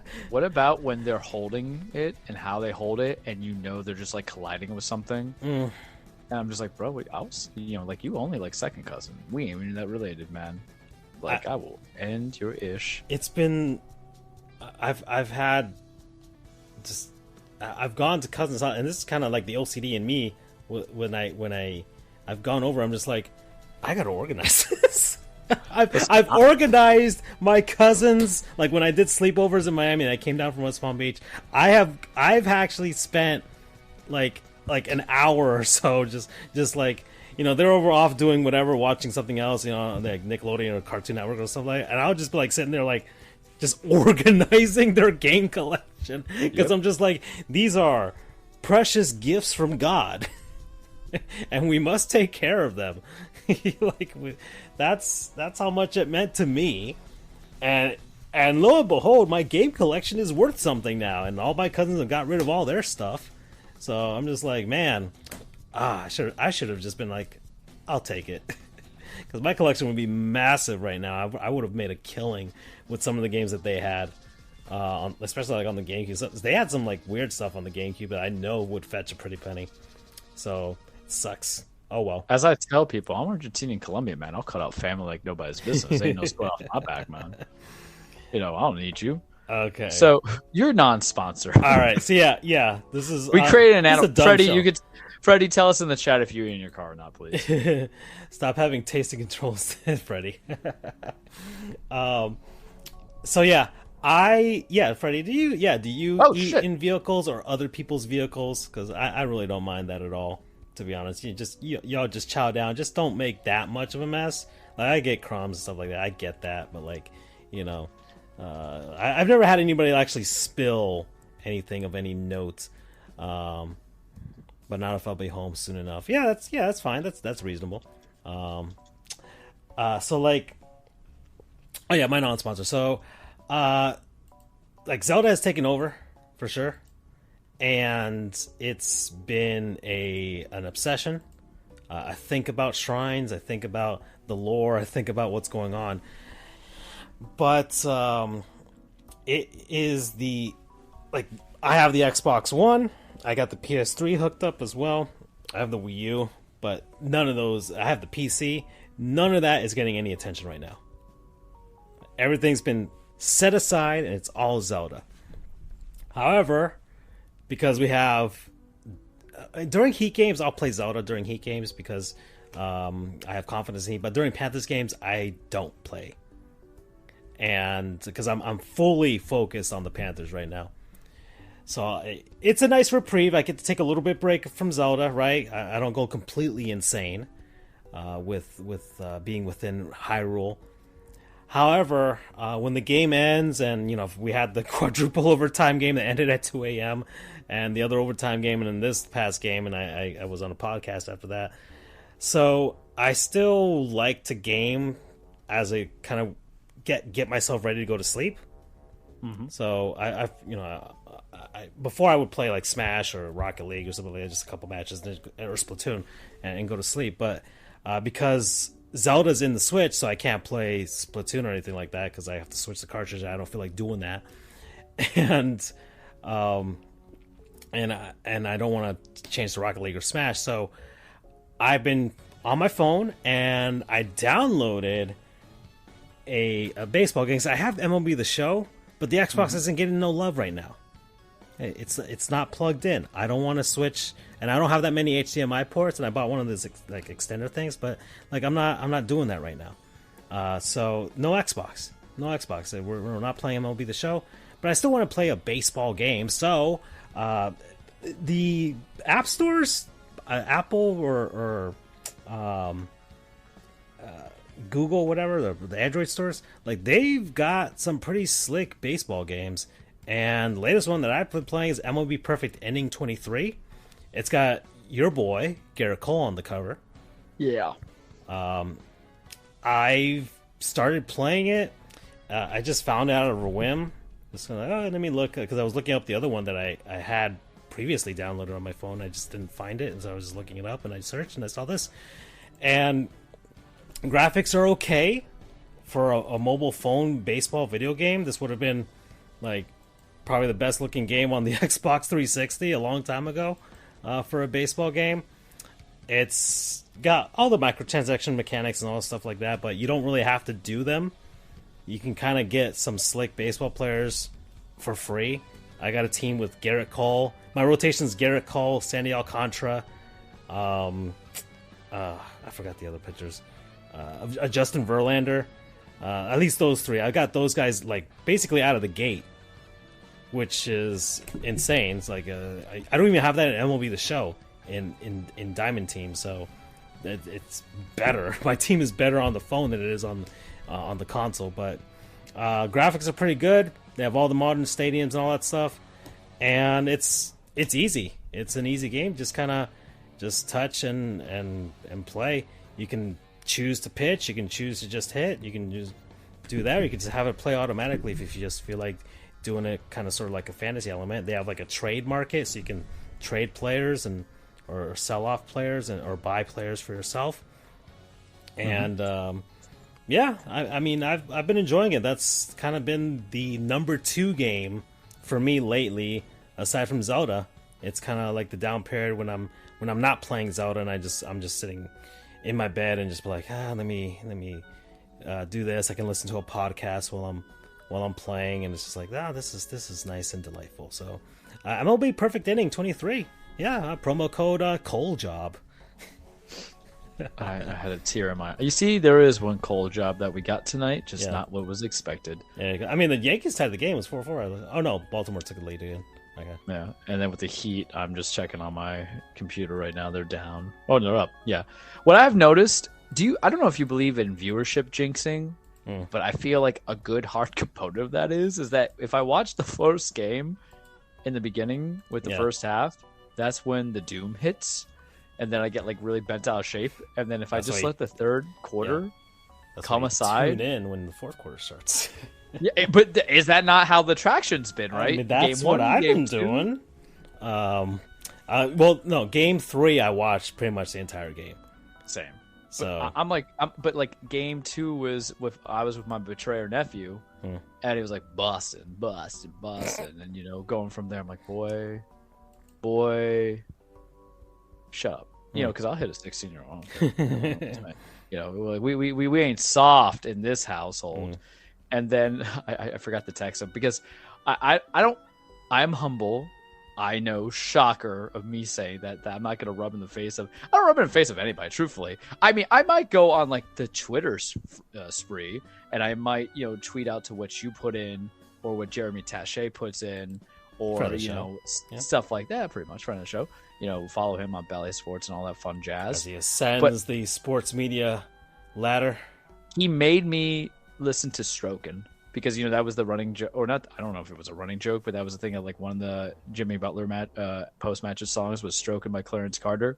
I was literally listening to it today before we came on the show, and I was like, "There is no God." That's my answer after I heard that song. It's basically about banging, but it's like in the '80s where it's talking about banging. He's like, "I'm stroking to the east, stroking to the west." And when I'm with my lady, I stroke it to the best. I'm like, what the fuck is this? Like, don't do a sound clip of that, because people, if my job heard, they'd be like, is he like that one Dr. Ruth lady that used to do things on the Sex Network? I'm like, no, I'm quoting a song.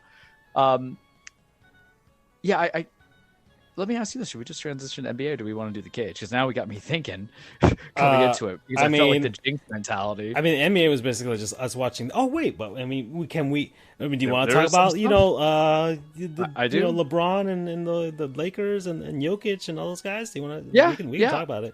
I would gladly like to, for a couple of reasons. Yeah. I guess the cage is going to be fine as it is. You guys will hear some stuff. So, Western Conference Finals, a full sweep. Nikola Jokic basically just end all be all, proverbially whoops that ass with Jamal Murray, made everybody putting Lakers out, regret their MVP voting.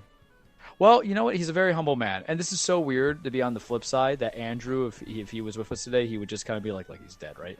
But if he was with us, he'd be like, "You're being humble." I'm like, "Listen, I'm an objective person. We've talked about this. I was the same way I was Jimmy Butler. I'm like, I don't see him in Philly, but here he's perfect.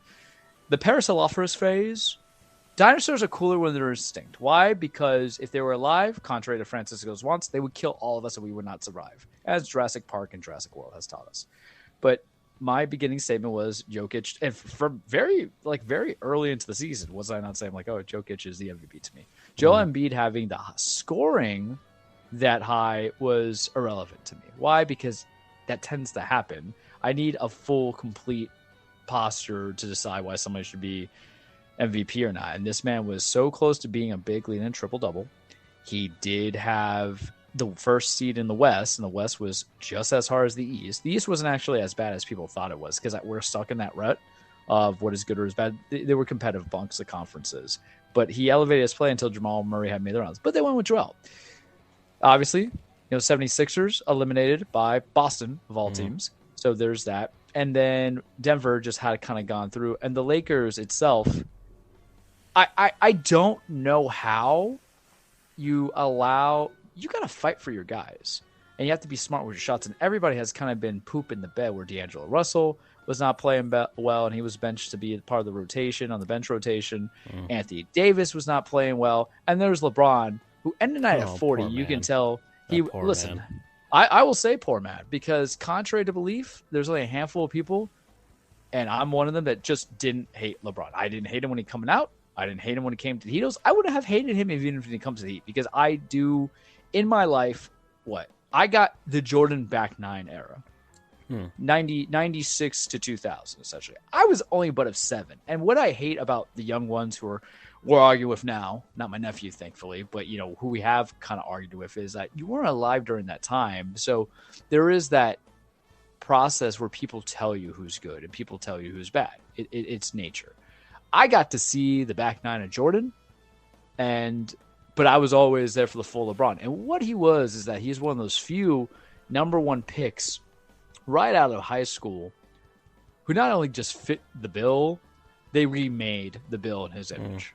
He kind of hit that progression where he had 4 MVPs, 4 championships amongst 11 appearances with 3 different teams, each one not having really a carryover except for that Miami Heat team that went back to back to show anything. You guys really have to love it and appreciate it. And the funniest thing to me is that we're always going to be chasing that high of that kind of generational talent for the next, long period of time until it happens. We're doing it with Victor Wembanyama. We've tried to do it with everybody who was a number 1 pick and they were a bust, right? And then as much as we give credence to our love of Kobe for the fan base, people realize Kobe wasn't number 1 overall. Sorry. So it's a different kind of thing, where we're getting that comparison. So this man who is 39, I am 33 years old, and I'm an achy breaky boy, man. Achy breaky boy. And I couldn't go 40 minutes. I could barely go 5 minutes, on the treadmill without my heart giving out. So he gives 40 minutes, and what has been typical of the Lakers in the series, because I did watch to the best of my ability, what has been typical of the Lakers this series, most importantly, was the fact that they actually could build some sustainable leads, but they couldn't close out. This is part of the problem when you have an experienced coach in Darvin Ham, and I'm sure Darvin's going to be fine. I don't see any reason why he wouldn't, right? And this is also what happens when you have players that are primarily on the offensive side. And here's the thing about defense in basketball. It is truthfully non-existent, because half the time they are canceled out by the fouls that are called on a player, right? We might not realize it or recognize it. But when it comes to the playoffs, the refs get kind of lazy and they ignore the precedents, unless your name is Scott Foster. They ignore the precedents of what they were doing way ahead of time. You know what I mean? So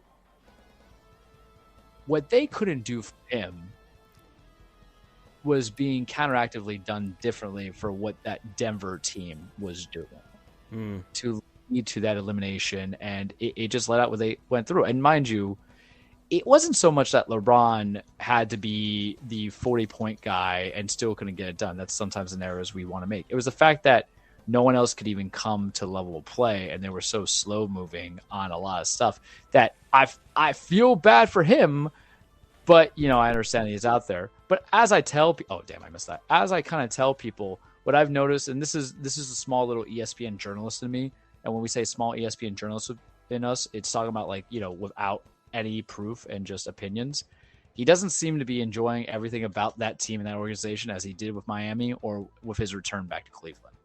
And now he's kind of playing retirement.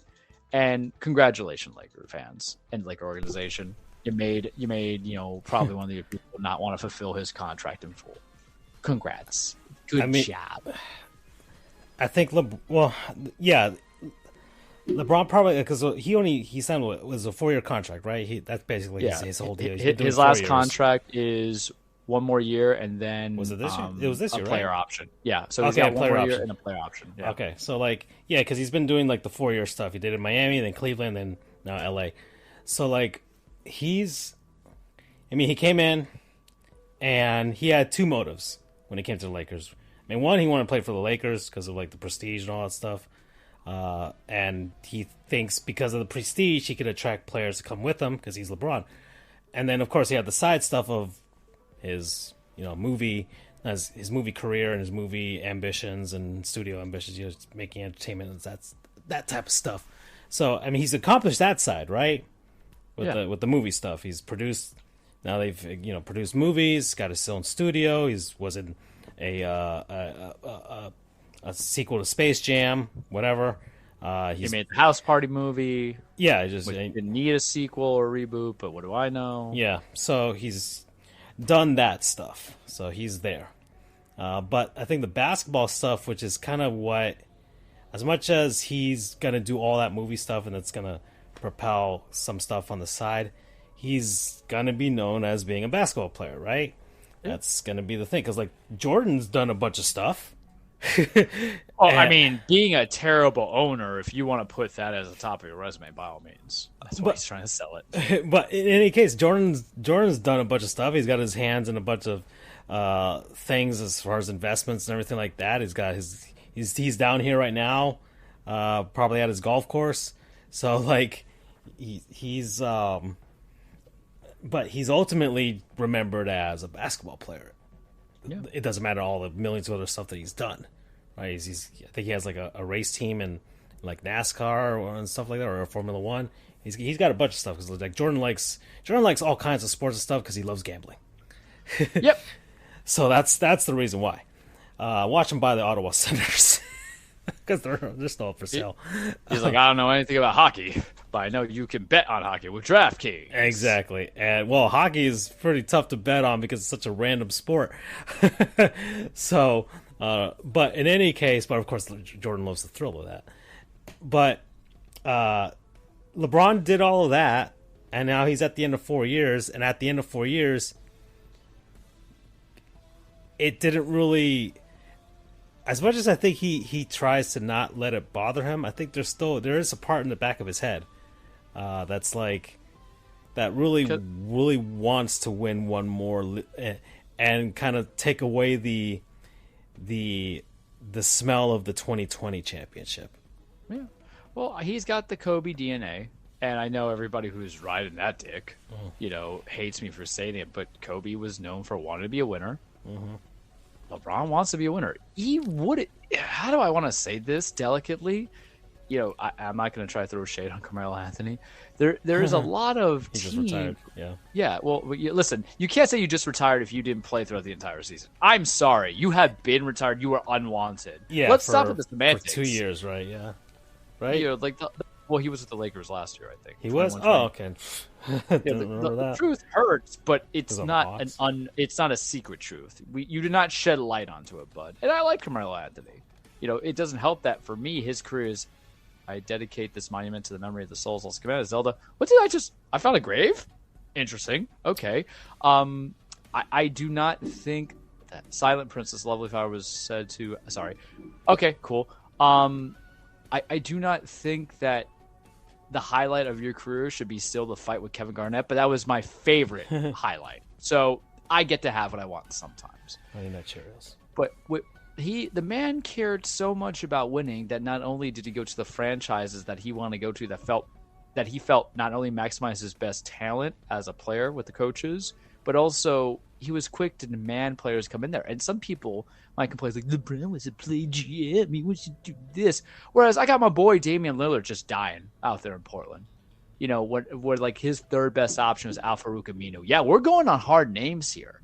Or even, you know, you have Bradley Beal. It's like, I got the contract, but I'm happy to be here. If you call yourself, and this is where he is a little Jordan, a little Cody, you know, we're going with Cage. Kobe is that if you care so much about winning, aside from the pay cuts LeBron took to a certain degree, if you care so much about winning, wouldn't you want to maximize the best talent around you? So he had that effect that Kobe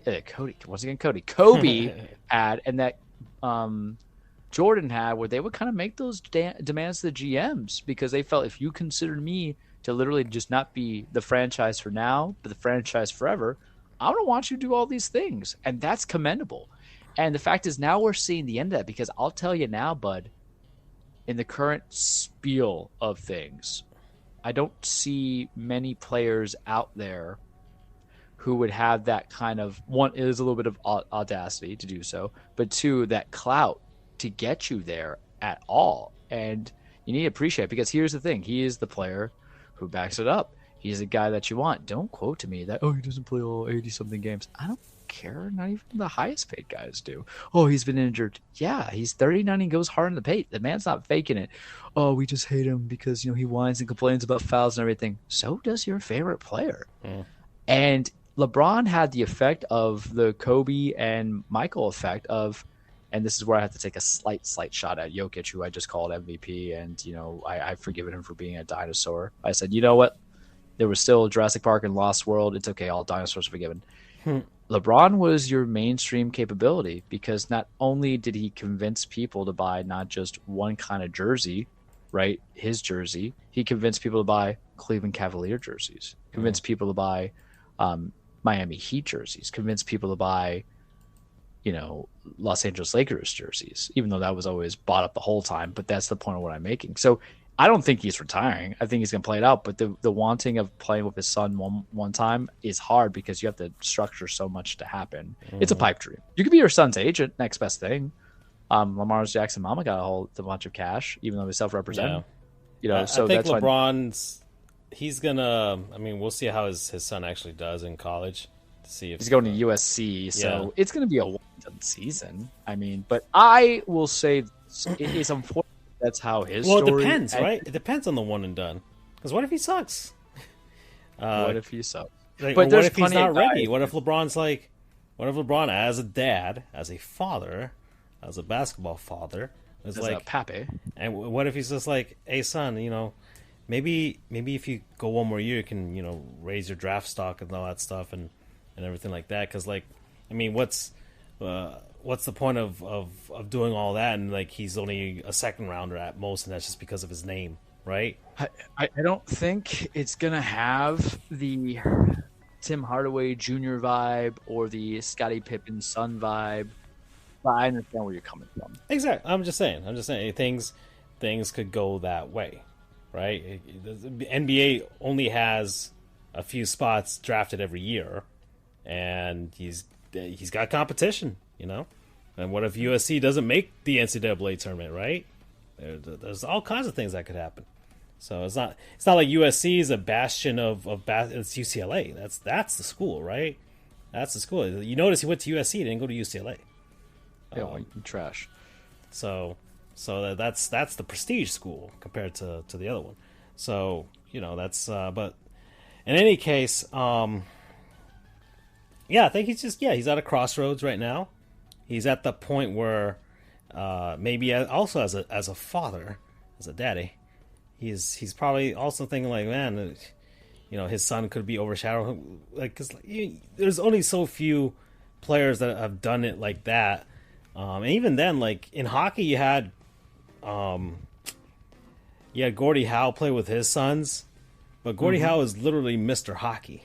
That was the nickname that everybody gave him. Like he's one of the greatest players of all time. So his sons were nowhere near as good as him. So and he played into his 50s. That was, you know, that was a nice story and all that stuff. But I mean, his sons definitely were overshadowed by their dad. And then you had the opposite effect, which was, you know, Ken Griffey Jr. and his dad. Like, Senior was an all right baseball player, but Junior is the better player. He was the phenom, all that stuff like that. So that was a whole different situation where the dad was like, washed, but the Mariners were terrible, and They want to feel good moment. Junior was the hot shot, and let's do feeling, let's sell some tickets, let's just do that.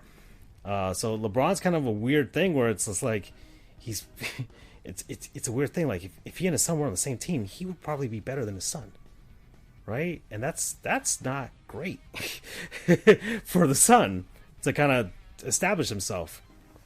Now this is I don't know. I think he might want to be out of the league in order to kind of let his son at least have a stand on his own 2 feet. I don't know. It's kind of a weird thing because I could see LeBron's had like talks of like ambitions. I don't know if he actually wants to do it, but he's met with Tom Brady and he's worked out with him, with Jaromir Jagr, these guys that lasted, into their mid 40s. So it's not like he's not wanting to do that. Maybe he does want to be one of those players, but maybe he's also at a crossroads like, well, my son's now old enough to possibly be in the league by the time I start doing this and try and be at the top of my game doing all this. But yeah, I mean, Dwight Howard had that video. I don't know if you saw the video of him having like a pretend conversation with LeBron, trying to convince him to come to Taiwan. Where he's like, you've already like broken all these records, you have all these championships, come on over. Like, so that's, the argument is compelling. Yeah, I mean, go to Taiwan, have some fun, whatever. But of course, LeBron's never going to do it. I don't know. I won't mind if he comes back. I won't mind if he's playing until he's in his 40s. But it's a weird situation. It's a unique situation. This has never really happened in any other sport where there's a possibility of the son of a guy of this caliber. Like usually most athletes, yeah, there's great hockey families, great baseball families, but they're usually separated by a lot. Right, you never really see fathers and sons playing together in the same league at the same time. I can't name you juniors that were good at all. Yeah, there's very few. The only ones I could tell you is the Ball family, because Daddy didn't get far at all. Yeah, well, about him. Yeah, there's that, but like Barry Bonds was clearly better than his dad. So you had that. You had I told you about the Howes already. Bobby Hall and Brett Hall they were both Hall of Famers, so you had that. But of course, Bobby didn't play with Brett. They had a time of separation there, so there was no real overshadowing there. But eventually, but they both ended up being Hall of Famers. That's probably the closest I can get up to actual the apple not falling far from the tree type of thing. Ironically, wrestling has a whole bunch of later generations that were better. Oh well, I mean, what, Rocky Johnson and The Rock? Yeah, Rocky Johnson, Dwayne Johnson, The Rock. You had also Cowboy Bob Orton and Randy Orton. That's another one you want to kind of consider. Now you have some. Yeah, right. Look, it's almost as if I have it all connected without having you guys. I mean, we can do it. We're at halftime with the Heat game. It's 56-50. All right, let me save. Yeah, save. I mean, the game automatically saves a lot. Well, that's a good thing. The checkpoints are pretty good. Yeah, I know. I do the same when I finish the stream. Because if you get to Rito Village and you take that whole, how Lucky Clover is looking for a journalist? I haven't done that side quest yet. Well, that's in Rito Village. You can find them. But so they're telling me I've done 20 hours Zelda. I don't believe you, as I realize I spent almost 2 hours doing this shit. Maybe I do believe it, but that's the whole thing about the game. It's just mindless fun. It's fantastic. So welcome, everybody. Your weekly Truplex, The Cage with Charles. Remember, wrestling is not fake. It's scripted. It's a stage fight. It's a song and dance, poetry and emotion.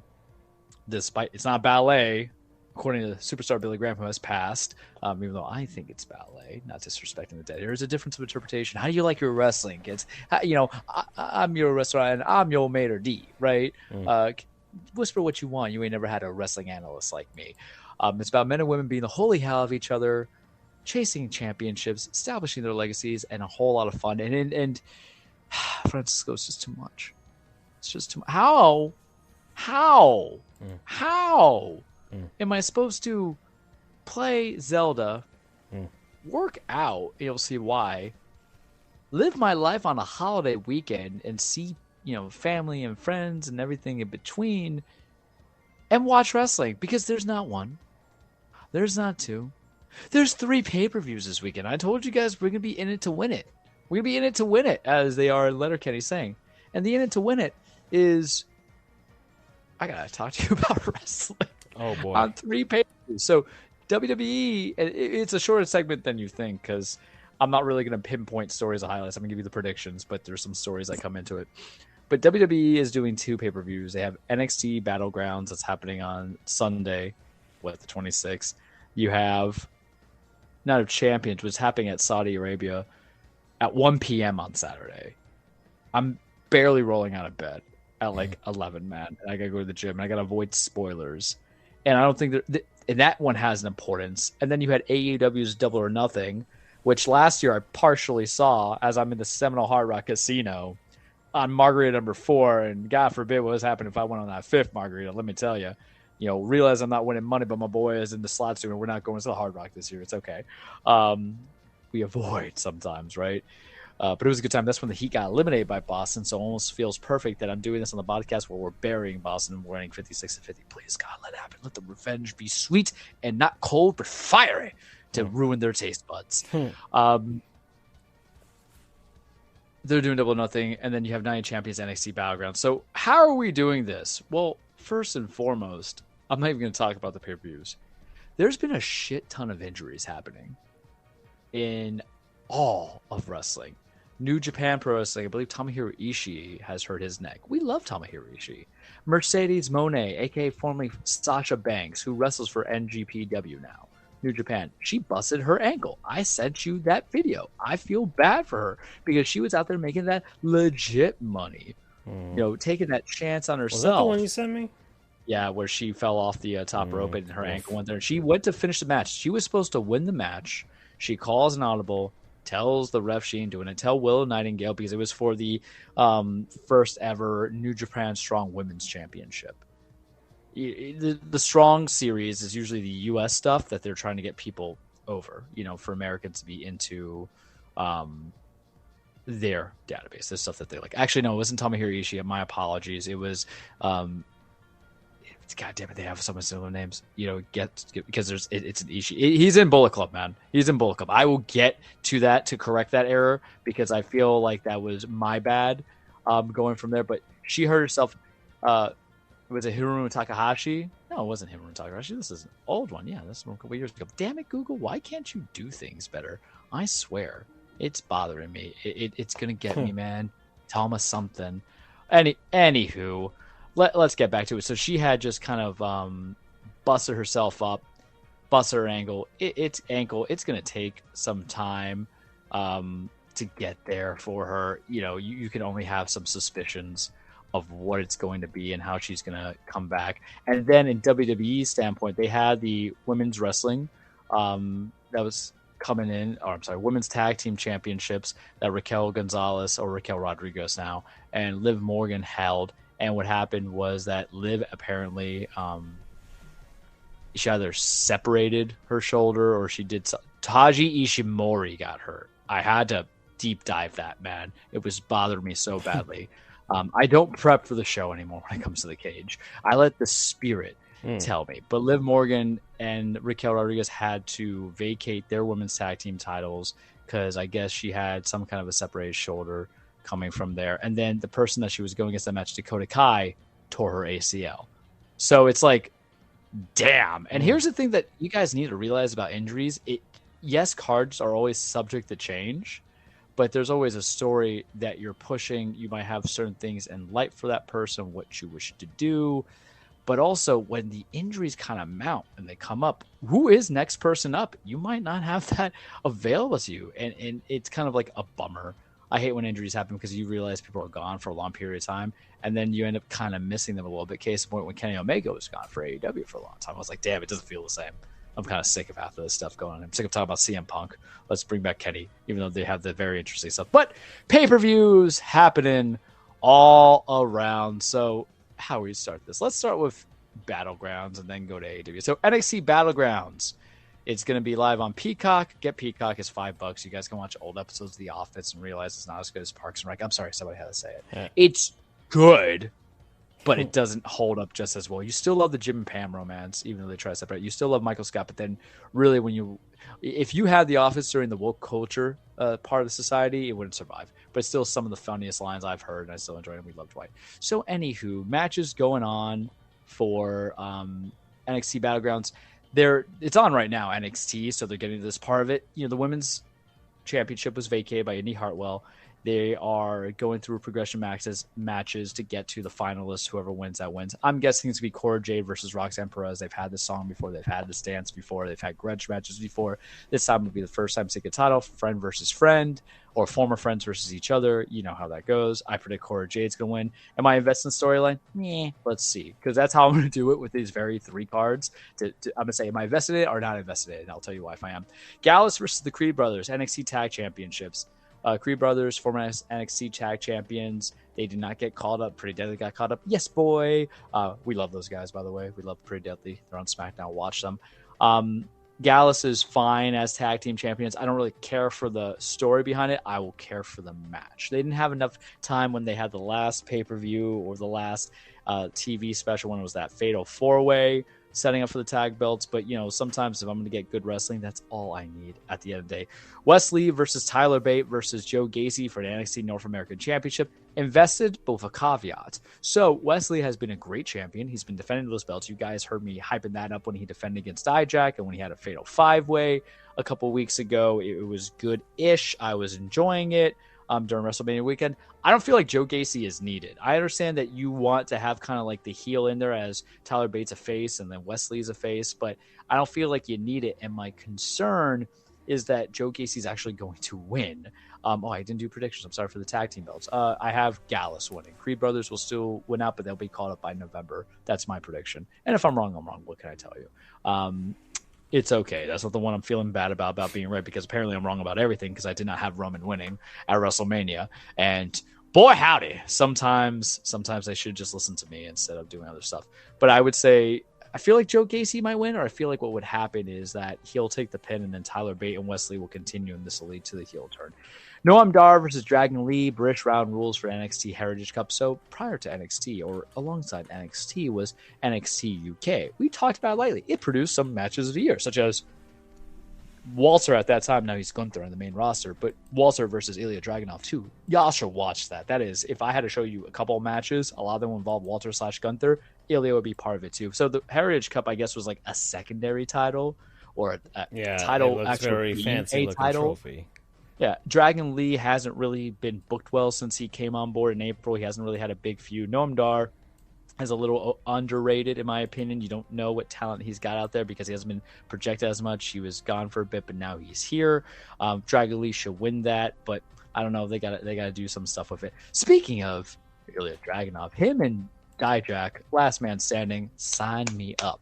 Put it in my veins. Por favor. I am investing in this match. The whole thing is that Dijak just wants his justice. Remember, he was in NXT, got called up, was in Retribution, nothing came of it, went back to NXT, came back with this very different character where he looks like Last Action Hero vibes, and I love it. I just need him come out in this pay-per-view in a Judge Dredd attire, and I'll be peachy keen. I love a little cheese in my wrestling. I am the law. And I'm not talking about Carl Urban Dredd either. I'm talking about Sylvester Stallone, Armand Asante, 95, 96, baby. Give me what I want. Him and Dragunov, and we love Dragunov. We love the song. We love all 5'6" of him. He's going to beat the holy hell out of Dijak. He'll win it, but it's just going to be good eats for your boy, because how do you like your wrestling?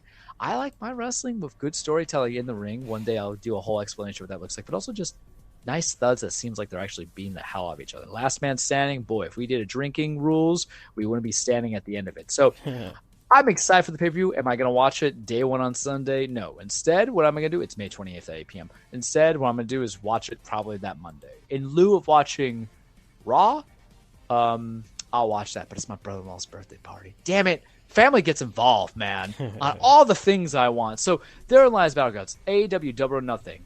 I've talked to you about it. Oh, Heater up 61-52. Charles Effect kicking in, baby. It's man, BetBuzz is gonna be playing. BetBuzz is gonna be playing. It's gonna be good. So, am I excited for this pay-per-view? Debatably. Have I seen the card? Yes. Am I going to like the matches in full? Yes. There is a consequence sometimes to having a bloated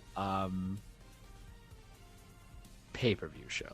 You know what I mean? There is, because having too much. What is your idea? Well, you should have 3 slices of pizza, not 5. You should have some of the Five Guys fries, not the bag and then half of the giant size. You know what I mean? 1 slice of cheesecake is perfectly fine, though I know people who yell at me for that. We'll go from a bit by bit. I'm just looking through some of the big matches. Apparently, it's going to be the Hardy Party versus the Firm. I sent you the Ultimate Deletion. There's a stipulation to that, which says Matt Hardy will own Ethan Page's contract again if he's able to beat the Firm. They did the Hardy Compound, the Firm Deletion, where it's Isaiah Cassidy just doing the orgasmic noises, which I love so much. If I knew how to use technology, if I cared about social media, I'll clip it up. I enjoy it for what it is. This is really just the Hardy Party coming back in to get some relevance, but we love Stokely half the way. So anything that gives him some shot into it, I'll be very happy. But I expect the Hardy Party to win. Jade Cargill versus Taya Valkyrie. Jade Cargill has gone over 500 days without being pinned or losing her title. She holds the TBS title, which is the second dairy women's title. Sometimes it feels like the main title, if I could be honest, for the women's division. Jamie Hayter's been hurt. That's why. Am I invested in the match? Do I think it should be better? Yes, because I sent you the botch of it, where it was a roll-up that wasn't a roll-up, where it was in sequence. I actually think Cargill loses. A lot of people think it's going to continue until someone like Chris Statlander comes down. No, I think she loses to Taya Valkyrie. I think that's how it ends. 21-man Blackjack Battle Royale for the International Championship, formerly the All-Atlantic Championship, but they renamed it. Orange Cassidy's holding that belt. It's going to be a Battle Royal, and whoever's left standing is going to end up winning. I don't know. I don't know who the entrants are. There's so many people there. The International Championship has been, considered to be, I would say, the secondary title, like the second best, push title, because it's better than the TNT title, right? And the Trios Championship is fine. The tag team titles we're going to talk about that in a second, I promise you. But let's see what happens. Orange Cassidy is a favorite of Tony Khan. We'll go from there. So this match, FTR, Cash Wheeler, Dax Hardwood, the Revival, from what they were in NXT, but they're not that anymore. They're FTR. They're just damn good tag teams against Jay Lethal and Jeff Jarrett. Jeff Jarrett was in WWF WCW days. He has linked up with Jay Lethal, who was popular in Impact or Ring of Honor, and Karen Jarrett, Jeff's real life wife, came out and low blowed them. I don't care about this match. I think you might get something good of it. Jeff Jarrett was also the pusher for Impact Wrestling, and that helped create that TNA and Impact and all that stuff. And I think there was another name for it as well, but I'm not going to go down that rabbit hole because it wasn't something I never cared too much about. He's there having a good time. His theme song's cool. I appreciate it, but this is a pay-per-view. And can you tell me if this is the best story to tell for a pay-per-view match? We're not paying $5 here, guys. That's the thing I want you to realize, Francisco. This is a $50 pay-per-view. And you're going to give me FTR versus Jeff Jarrett and Jay Lethal. And with Mark Briscoe being the special guest referee, and, Mark Briscoe's brother died, Jay Briscoe, he's going to be doing the refereeing stuff, coming into as a special guest. I know you want to have something emotional there. The Briscoe brothers were there as a focus of tag team wrestling, especially for Ring of Honor. But I don't know. Sometimes you have to go for the whole of the public of who's buying, as opposed to those who might just enjoy this little slice of the pie. Not into it. If the match is good, that's fine. The ways I end up seeing these matches are maybe YouTube, internet. We go from there. Wardlow versus Christian Cage for the TNT Championship. They say it's a ladder match. That's fine. I'm interested. I thought it was going to be Wardlow versus Luchasaurus. The TNT title has been badly booked for a very long time. The best one to hold that TNT belt was Miro, and he's back, but they don't do anything with it. I think Wardlow wins. I don't think Christian's going to do it. I think Wardlow's going to retain, and that's what will lead to Wardlow versus Luchasaurus, and they'll continue from there, but they got to figure out what they're doing. Jamie Hayter versus Toni Storm is a rematch of the match that led to Jamie Hayter retaining. She wins. They're going to do Forbidden Door. I'm just already going to push on that and go from there. Adam Cole versus Chris Jericho unsanctioned match. Remember, Adam Cole came back having a lot of concussions, couldn't do anything with it for a long time. He knows his career is coming in. Jericho's his guy to kind of elevate him. Cole's going to win. Jericho's at that point in his career. Well, maybe he'll win some stuff, but he's going to help put over other guys because Adam Cole at the end of the day is going to be the guy who challenges and wins the main title next, I feel. And we're going to talk about that in a second. But God, man, there's so many damn matches, and that's why I have to compress this because I wouldn't want to hear myself about wrestling all the time, right? Deep breath, Charles. Blackpool Combat Club, The Elite, Anarchy in the Arena match. I talk about it lightly. Blackpool Combat Club consists of Wheeler Yuta, Bryan Danielson, Jon Moxley, Khalil Castagnoli versus The Elite being Hangman Adam Page, Kenny Omega, the Young Bucks, Matt Jackson, Nick Jackson. Anarchy in the Arena, just think of it, no holds barred match, falls count, go from there. People beat the shit out of each other. It's synonymous with last year's Anarchy in the Arena with Eddie Kingston coming out covered in blood with a gasoline tank holder trying to pour gasoline on Chris Jericho and lighting him on fire, and then Bryan Danielson said no, and it cost him the match. It should be good. I've been invested in the story. Hangman just reunited last week. Wednesday's going to tell us we're going to go further. Give it good 40 minutes. This is going to be a long pay-per-view. Can I just tell you that? Because I'm naming you like 7 matches, and there's like 3 of them that need 30 minutes. You're talking about bloat. It was kind of bloated. Yeah, the bloat is bloated, man. When's my bathroom break? What if I want to miss something, right? So I expect the Elite to win. You do not need to continue this feud. You could, but the next pay-per-view you're looking at September. Do you have legs to last you 3 more months? I don't know, man. And then we get to the main event, Fatal 4-Way World Championship, MJF champion, Darby Allin, Jack Perry, Sammy Guevara. I'm invested in the match, but it's 100% sure that MJF's winning. So that's the problem. When it's so predictable, you can enjoy the beats to get there, but you know what's happening. It is literally like the remake of modern day Hollywood movies. That's the best way I can describe it to you. Murder on the Orient Express, right? It's like remaking A Star Is Born. It's like remaking, Candyman, even though they say it's a reimaging of it. So maybe that's not proper. Can't even do House Party because even though we mentioned LeBron, he changed it. But it's those shot for shot remakes where you're like, okay, we know MJF's going to win it. He's probably going to be challenged by Adam Cole and lose that by September at All In or All Out, what have you. I cannot expect anybody to go from there.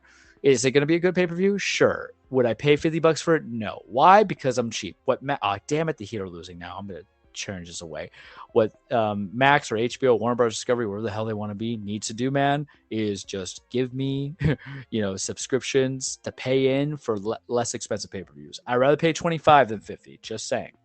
I would even go as far as paying $30. If I could pay $30 for a disappointing meal, I'll pay $30 for 3-hour wrestling. I divide that as 10 hours. I'm sorry, $10 an hour, whereas a $30 meal would make me just poop it out an hour later. Can't do it. Finally, Saturday at 1 p.m. in Jeddah, Saudi Arabia, Night of Champions. We're going to hit this bit by bit, and then we're going to go to the 2 matches that matter to me and the 1 match I don't care about, but I'm going to talk shit about it. Gunther versus Mustafa Ali, Intercontinental Championship. We love Gunther. Mustafa is really, it feels like he's just there because he has, I think he has Saudi descent. It gets weird with WWE. They might be like, oh, you have a little bit of this, and you're going from there. I like Ali enough that he deserves a chance, but there hasn't been story to it. Gunther's been really feuding more with Matt Riddle, and I think that's what's going to lead to the Money in the Bank match. Gunther retains. SmackDown Women's Championship, even though it's held by somebody on Raw. Make it make sense, Francisco. Rhea Ripley versus Natalya. Should be an okay match. Rhea Ripley wins, goes from there. Raw Women's Championship, held by someone on SmackDown. Bianca Belair versus Asuka. Asuka should win, man. You had her come back and lose at WrestleMania after she had a good showing in Elimination Chamber. She just came back as heel. I get that you want to make Bianca's championship run fantastic, but as things go stale, the longer they have a belt on them, look at Roman, for example, I don't know if you can compel anything for Bianca to be more interesting to hold that title unless you have her turn heel.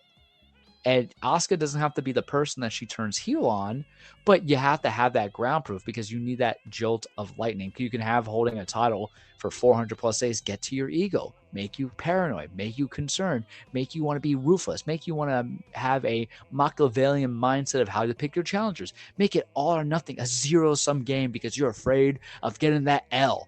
You got to do something with it. I just gave you the groundwork of how you could make her interesting as a heel. Because is she really a heel? Does she care so much about preserving her title? But before we can have her be a heel, she has to turn heel.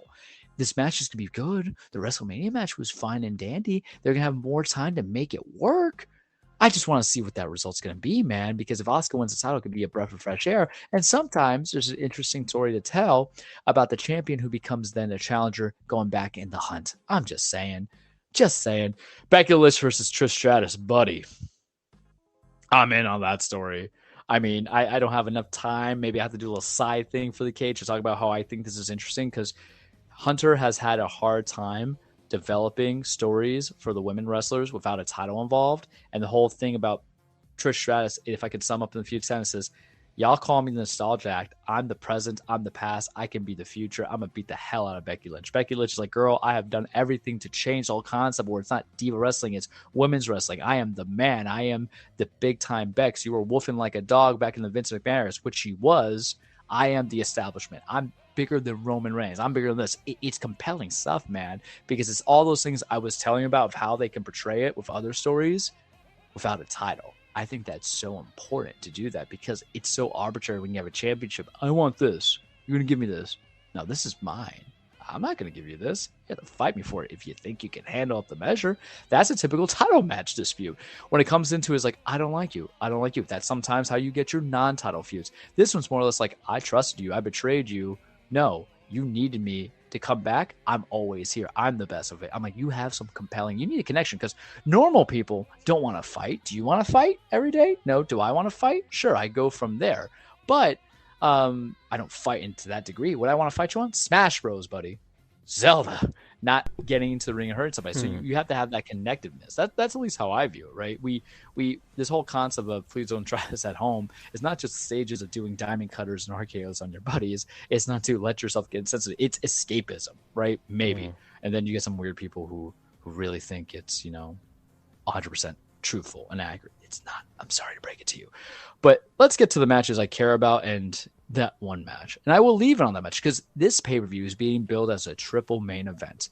How can you have a triple main event when only one thing closes the show, man? I hate it with the double main event to begin with, but the triple main event is going to be Seth Rollins versus AJ Styles for that vacant World Heavyweight Championship that I don't know if I hate the design of it or not, Francisco, but I will know once I see it on a wrestler as opposed to being on a podium.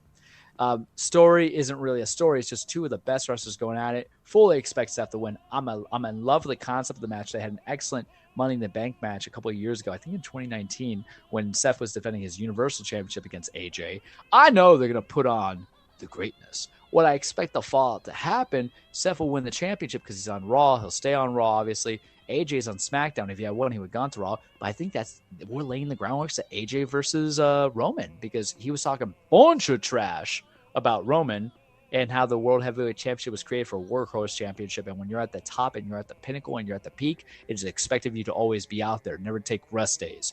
I have an AJ Styles shirt that I tend to wear at the gym. I have no shame to admit it. And that phrase is, never rest, never rust. And I think that's that mentality you bring to the character. So that's perfect for gearing towards Roman for a Money in the Bank match. And I will be, a little creamsicle when that happens. I'm enjoying that. Then we have the other part of the triple main event. Sami Zayn, Kevin Owens defending the World Tag Team Championships and Undisputed Tag Team Championships against not the Usos kids of the Bloodline, but Roman Reigns and Solo Sikoa. What's the story behind it? As I've lightly peppered it, where Roman is frustrated with the Usos, he's frustrated with Sami, and he's frustrated with Kevin, and he trusts Solo, who's the brother of the Usos, enough to work with him to beat out those people to get those titles and show that really why he's dominating. Can I be frank with you, Frank? I'm going to be frank with you, Frank. Let's go. People are going to hate me. I want Roman and Solo to win. I love Sami Zayn. I love Kevin Owens. I love their match at Mania. I gave it 5 stars. I felt the emotion. It felt great. I'm always about perpetuating the story and pushing it. And if Roman Reigns, Solo Sikoa leads to the Usos turning face and challenging Roman and Solo for the tag titles, man. Because as Roman defined that Universal Championship and that WWE Championship, that he defined it so much that he was his identity that they had to create another title in spite of him, it is fair to say that the Usos defined those championships. Their legacy, their bloodline, their establishment, their history in the record books, their symbol stuff, the Jerry Wesses, the Michael Jordan Trophy Awards. That's the kind of mentality I am perfectly fine with Sami Zayn and Kevin Owens winning. Chances are they probably are because the Usos are going to interfere. It's going to screw over Solo and Roman and further deteriorate the bloodline. You don't need the titles for it. But you have a compelling story to me, and I'm going to one-dimensionalize this to the best of my ability, where instead of having the Usos go, hey, we're sick of you treating us like trash, you can tell that sort of be, hey, you're the big dog, right? Well, you got something that we want, and we're gunning for it. Because what you've told us is titles are the only thing that matter. Well, those titles matter to us. I'm all for it, man. I'm all for it. But yet, some people like lighthearted comedy. Some people like dark humor. You have to figure out what kind of wrestling you like, right? We might be laughing, but there's a difference between chuckling at a poop joke and then chuckling about a joke made at a morgue. So what are we doing here, right? That's just me. In this instance, I'll take the dark humor if it leads me that. Let's just talk about it. So what do you want to talk about? That's his catchphrase, right? Cody, I'm so sorry. I follow you on Twitter. I was so supportive of UAW. I don't think you have your fingertips touching fully on this. I am so conflicted of caring. You know how they say I have no fucks to give about this situation? It doesn't make sense because why would you have to say if you have any more to give? That means you were already giving out your maximum, right? And that's how I feel about this because I know what I like to think I know what the groundwork is for this. I don't know. Vince McMahon, this in the Bloodline storyline, it definitely screams Vince, not Hunter. But Brock keeps attacking Cody. He attacked Cody yesterday on Raw, busts up his arm. At the very end of Raw, Triple H was like, don't go out and fight him, man.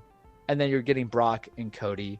And their match at Backlash bothered me because Brock looked like the badass coming out of it, and Cody just seemed to get lucky at the pin. I know his whole thing is like, I beat you in a ring in a wrestling move, with a wrestling move being the roll-up. And I'm like, yeah, I get you. I hear you. I hear what you're saying. But the other guy, this is supposed to elevate you, and the other guy wasn't enough to kind of get you there.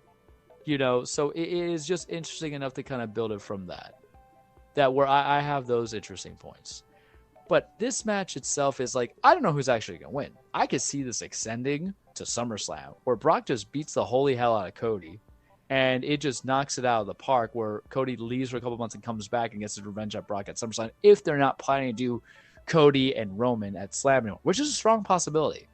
But do I care enough about this? What kind of Brock Lesnar is coming up? Is Brock going to give me 15 minutes or is he going to give me 5 minutes? If this is a triple main event, are they going to give the first two matches a whole bunch of time and this one a small amount? I don't know. But I know is that I just want it to be done. And that's just me. Other people might feel differently. Look, I'm the one who's telling you right now, Cody should have won the belts. I was ready for that. I was prepared for it. I think it would have been fine with it. He proved himself to be a main eventer. If your storyline is that Cody wasn't ready yet and he has to go through the ringer, then you're dumb, because sometimes you can tell if a guy is main event hanging, not because of the story being told, but what actually happens in the ring. That match itself, aside from the finish, was like 4.5, 4.75. That's perfect, man. He brought the best out of Roman. Roman brought the best out of him. And then I get this. I'm just like, and I send it to you. And I don't know if you've watched the Brock and Cody clips. I would encourage you to watch my Cody hate. I do not hate Cody. I hate everything of how we're getting Cody and how he's being presented. But let him win. Let him find a way. I just also don't want him to get the Money in the Bank contract to cash in on Roman. There's just so much particulars, but I'll watch it. Sometimes that's what happens when you have Stockholm Syndrome. Vince McMahon has been giving that to me since 1997. And that's all I got for you this week on The Cage. Alrighty. I had a little segment here I'm watching with Bruce Boudreau giving... Yeah, I saw that, yeah. Yeah. So, and... well, I'm glad Bruce Boudreau is living his best life right now. All right, especially after the Kevin Owens, man. Yeah, after the way the Canucks screwed them. So Vancouver deserves nothing nice. So there you go. More hockey petty from me. And well, that's it. We're at 2 hours and 9 minutes, and the Heat game is still ongoing. And I'll probably play Zelda after this. I mean, they're down by 10. We're going to transition into nighttime mode. Yeah, fourth quarter. Believe in the fourth quarter. Yeah, and exactly. The Yankees just won.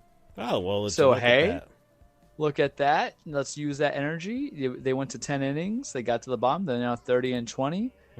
All I'm saying, can I say it? King stays the king. We're 5.5 games behind.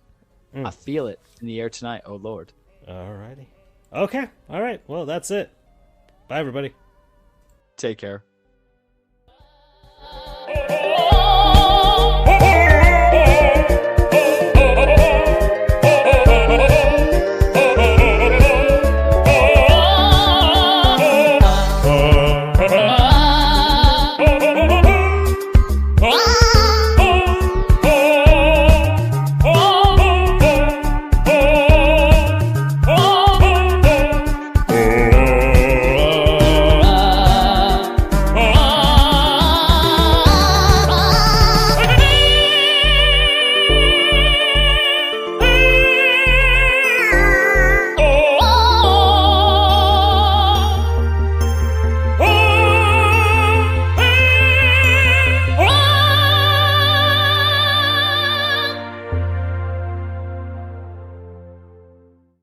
Sports Goofs is over. Get out of here, go do something. Or at least a week. Then Charles and Drew and Francisco, you crave and seek Taco Bell time.